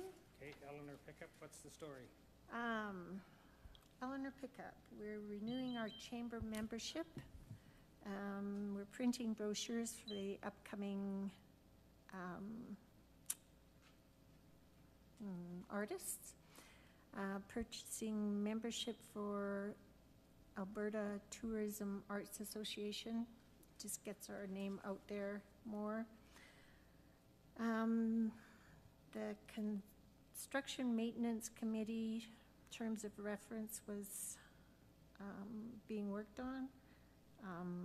Chandros had introduced us to an interior designer to work with for the EPAC edition. That's about that for that. Early childhood development, no meeting till next week.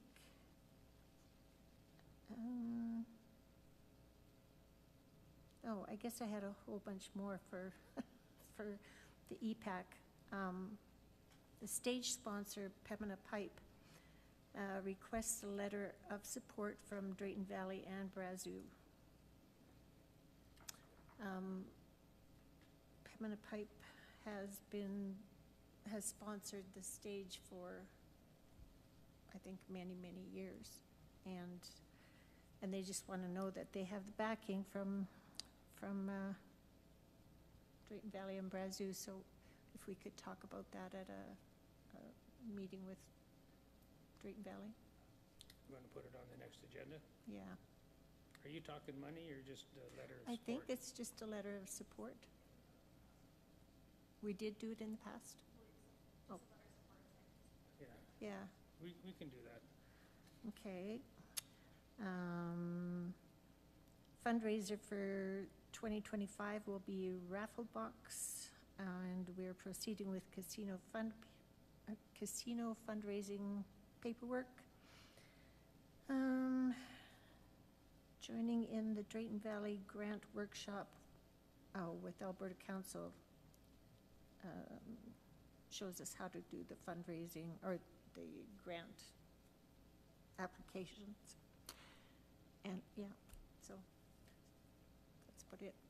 We should almost, I know you're not supposed to hire somebody, but we should have somebody for every single community group apply for casino funding, because it's a big chunk of change. Like, have hundreds of people apply, fill the stage with applications for all these community groups. They just got to supply a certain number of people, right? And I think that's why Drayton Valley is having this workshop, is because nowadays it has got so onerous to fill out these applications that the average person just can't do it. You know, if you just have a little group like, say, the Lodgepole Recreational Society, well, we can partner with somebody else to do it, but we can't find enough volunteers to do one night, so. Kara? Just adding into the conversation, any of the groups that I work with and volunteer my time with, the ones that have the capacity to do so do it already. I believe the lottery, it's a pain in the butt because it's a lot of paperwork. It's doable. If I can fill it out. It's just, it's a lot of paperwork. But there is a lot of other grants and stuff available, and I think that's, the town is, I believe, got Alberta Council now on retainer, kind of like how we have Brian Senio with Corte Consulting working for us. The town's is now working with Alberta Council. I think they took a page out of our book, going with a different firm, obviously, but that's what they're doing. But I know any groups that I volunteer my time on that do the lottery, yeah, the paper, it's kind of a pain because there's quite a bit to go through, but it's doable. The problem is finding enough people to do it. The other issue is that those lottery funds are quite constrained in what the money can and cannot be spent on too as well. So it's not just as easy as blanket applying for everybody. You have to have names and the people committed prior to applying, plus that money has to be spent in certain ways. And that in itself, I've sat with 1-2 organizations that have actually had issues spending the money because it has to be spent in a certain way. You can't, yeah. And actually, one organization ended up having to send money back because we just didn't have projects and the stuff that would qualify to do. We needed the money in another way to do something else, and we couldn't do it. And we actually had to send money back. It's a pain. Yeah, I think binder hockey, we have some binder hockey and some skating people here, and EPAC and SCI, like there's a whole pile of groups that if anything, we should get after the provincial government and AGLC about the way that money is allowed to be spent. Okay, Donna, are you done? All right, I think we've got Cody Brooks again, Yellowhead Regional, Brazeau Foundation and Recreation Board. Yeah, so I have, in the additions, I have reports attached for the Brazeau Foundation and the Recreation Board. I was able to get to the Yellowhead Regional Library Board meeting yesterday, but I don't have a report for that. I just did it yesterday. I'll put something together for our next round of reports. You have a question? Yes. Okay. I might not have an Go answer. ahead, Kara. No, you don't. I love when you write them out. So I just wanted to add, we did have a rec board meeting yesterday, and Cody's report's phenomenal. Just a couple things, just more down the pipe that are coming. There was a motion made at the committee to bring a recommendation forward to individual councils about a student recreation package that the U of C students, the nursing students that are coming in, can be able to apply for. So right now, if you're a student in the community, like you're under 17, you got different rates at the pool and the gym and all those other facilities, and we're hoping to bring those that are attending post-secondary education in the community with the same thing, but it's gonna be coming to council. I'm not too sure, Lee, couple months before it comes here? Okay. Yeah, so it's more just a heads up. The other highlight too, and it's actually both from Cody and Donna's reports, and I was actually pleasantly surprised and left me with the warm and fuzzies yesterday, but EPAC reported to us that they already have $350,000 set aside, which I think is phenomenal for their phase 2 of their expansion. This group is a powerhouse. They ask us for no operating money, no nothing. And they already got $350,000 set aside for it, which is cool. They told us I asked, so yeah, I'm super excited. I think that they've got the ball rolling. I'm excited. This is, it's such a cool group. So that'll be on the next report, because that meeting was yesterday too. This was from May 22nd. What says June 17th? For rec board? Oh, that was when the meeting will take place. June Yeah, 17th. that's right. Okay. Okay, we'll go to Glenn. I don't have anything to report. The library's getting together on Thursday, so I'll have a report next time. Ag Service Board, Anthony?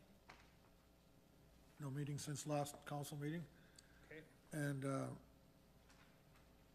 Drayton Valley FCS, again, no meeting since last council meeting. Eagle Point Blue Rapids, they're doing different education tour programs for the youth and others. We're also reviewing the MOU agreement, or updating it from where it was originally done with the province when park was originated.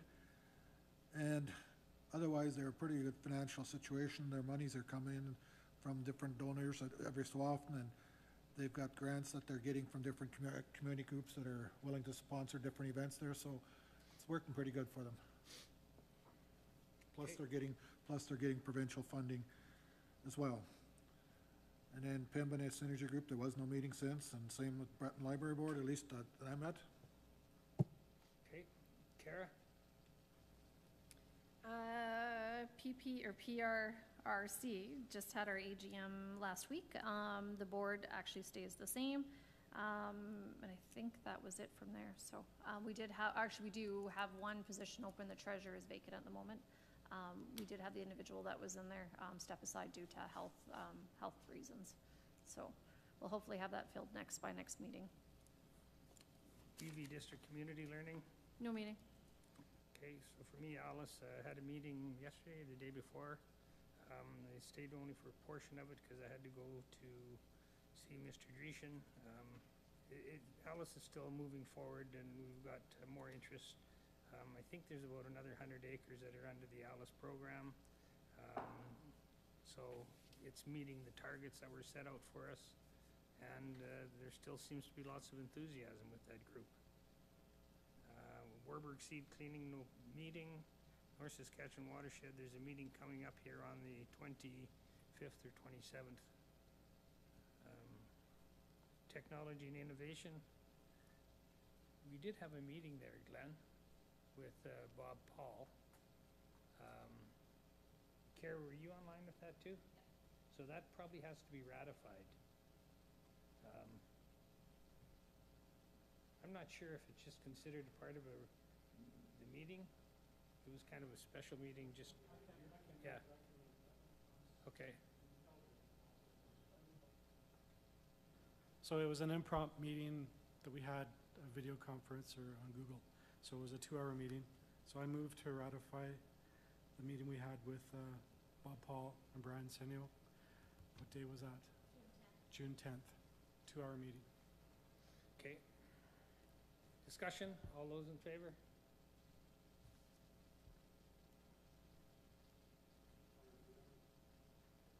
I'm just looking to see if yeah, that was it, eh? Nothing else, folks?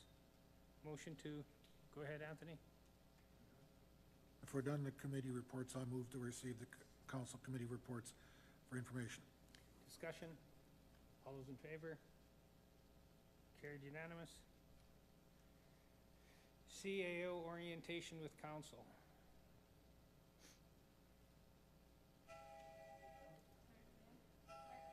Just, yeah, go ahead, Kara.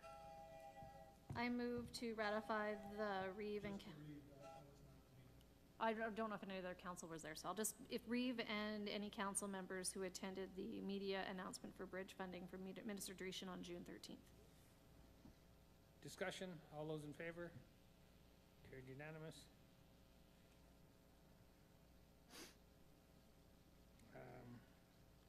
CAO orientation in council, July 23rd. I move to set CAO orientation with council for July 23rd at 9 a.m. Discussion, all those in favor? Cody, you had discussion? Oh, sorry. Yeah, I was just looking at June, not July. I was being silly. It's Tuesday. Never mind. I was like, that's a Sunday, but no. All those in favor? Carried unanimous. No reports for closed session. Wow, that's a first. Pardon me? Yeah, go ahead. Thank you. Under meeting dates, I'd like to add to the agenda item C, Ag Smart. Oh. For meeting dates for, so what, for D then? So E? Okay, that's right. Item What E, were you putting on? Ag Smart. That's a 3-day conference at Olds for agricultural technology. It's not on our agenda. No, I just wanted to add it. Oh, So well, add it. I moved to add Ag Smart. And I guess it's item G? Is that what we decided? E. If it's under meeting dates, it would be E. E, Echo. under Echo. Okay, discussion. All those in favor? Carried unanimous. Only that Ag Smart is offering their Technology Expo again on July 30th and 31st. 35 Yeah. seat. My Yeah, apologies. We got TIA. I don't know what TIA is. Technology Innovation Committee Part, Oh. I thought there was two N's in innovation. We shall both rename that one, that committee, but yes, it's Well, my eyes are a little- Technology Innovation. Okay.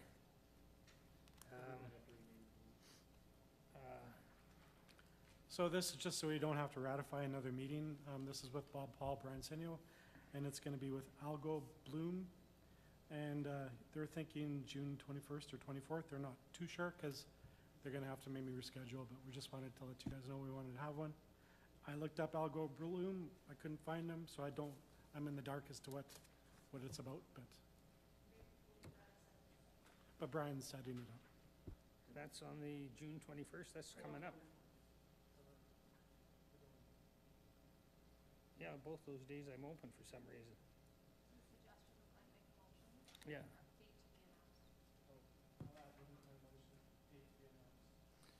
Discussion, all those in favor? Carried unanimous.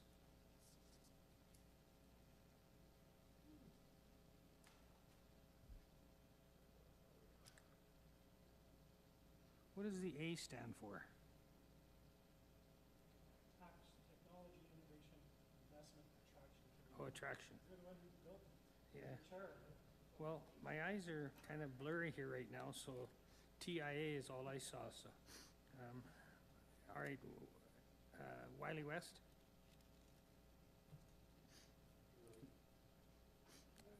I don't know why other councilors can't go down there too. It's expensive. Don't need all of you.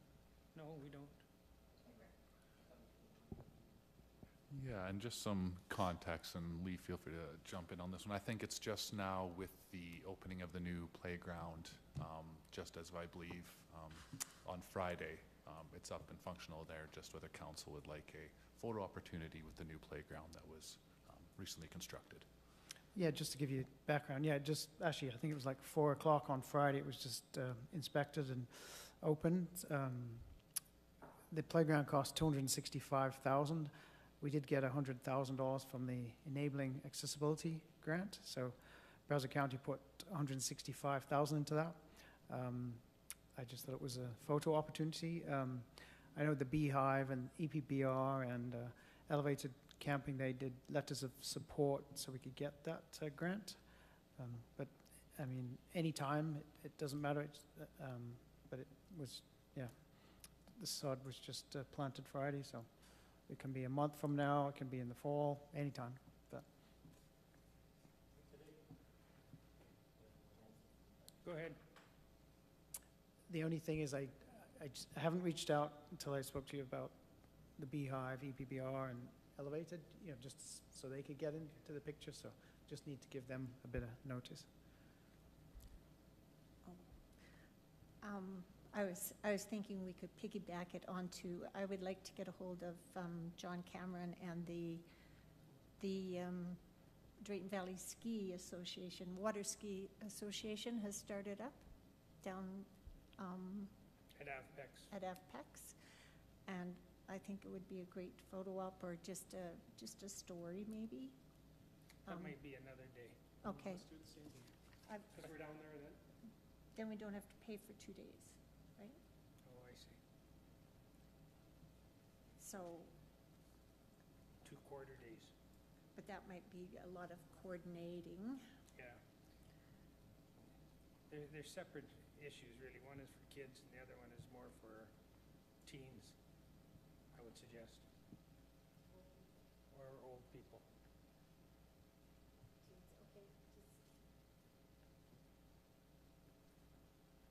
Forget what you said? Okay. Okay, do we need did we have a motion on the Wiley West? Huh? Do you want to send me there? Want to send you somewhere. Yes.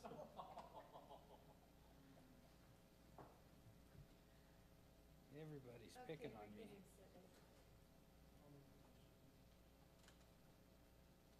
Send Reeve and or designate.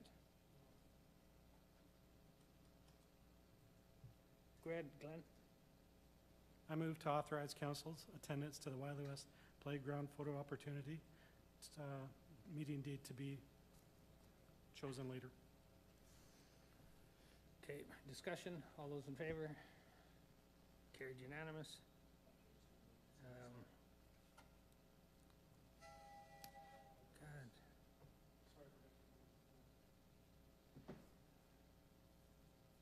All right, E I have written down ag. Oh, Ag Smart. Ag Smart, yes. AS, Ag Smart. Ag Smart.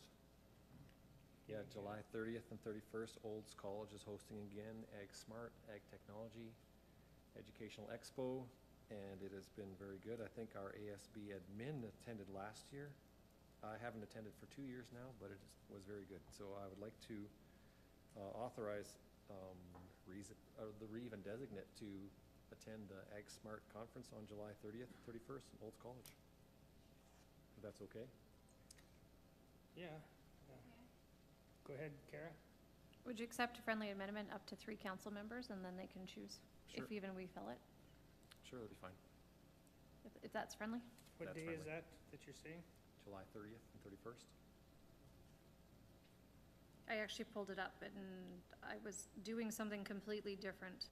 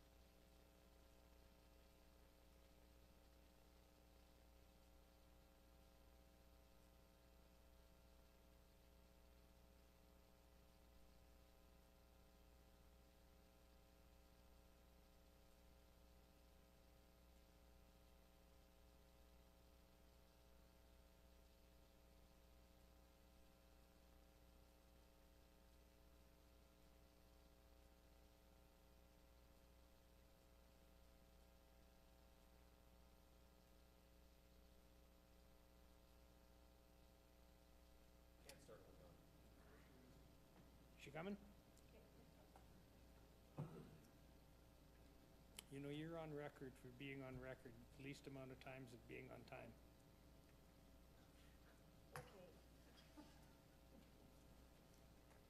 Okay, I'll call the meeting back to order. Is there any direction that came out of the enclosed session? To direct administration to bring back the community hall policy as discussed. Glenn? I'll move that. No, you can't. There is no that you can move it to. You have to say, Oh, I don't know, the screens aren't up, so I captured that Glenn Gunderson moved to direct administration to bring back the community hall policy as discussed. here we go. that was a big clap. All right. You sound a lot like Tina, Glenn. Okay, all those in favor? Those opposed? Anthony and Cody? Kara's in opposed? favor. Kara, how do you vote, Kara? Oh, In favor. okay. All right, a motion to adjourn. Come on, you guys, you don't love it here that much. Go ahead, Anthony. I move to adjourn. Discussion, all those in favor? How do you vote, Kara?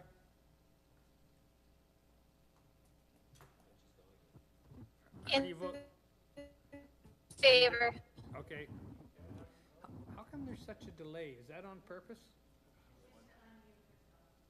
Oh, okay.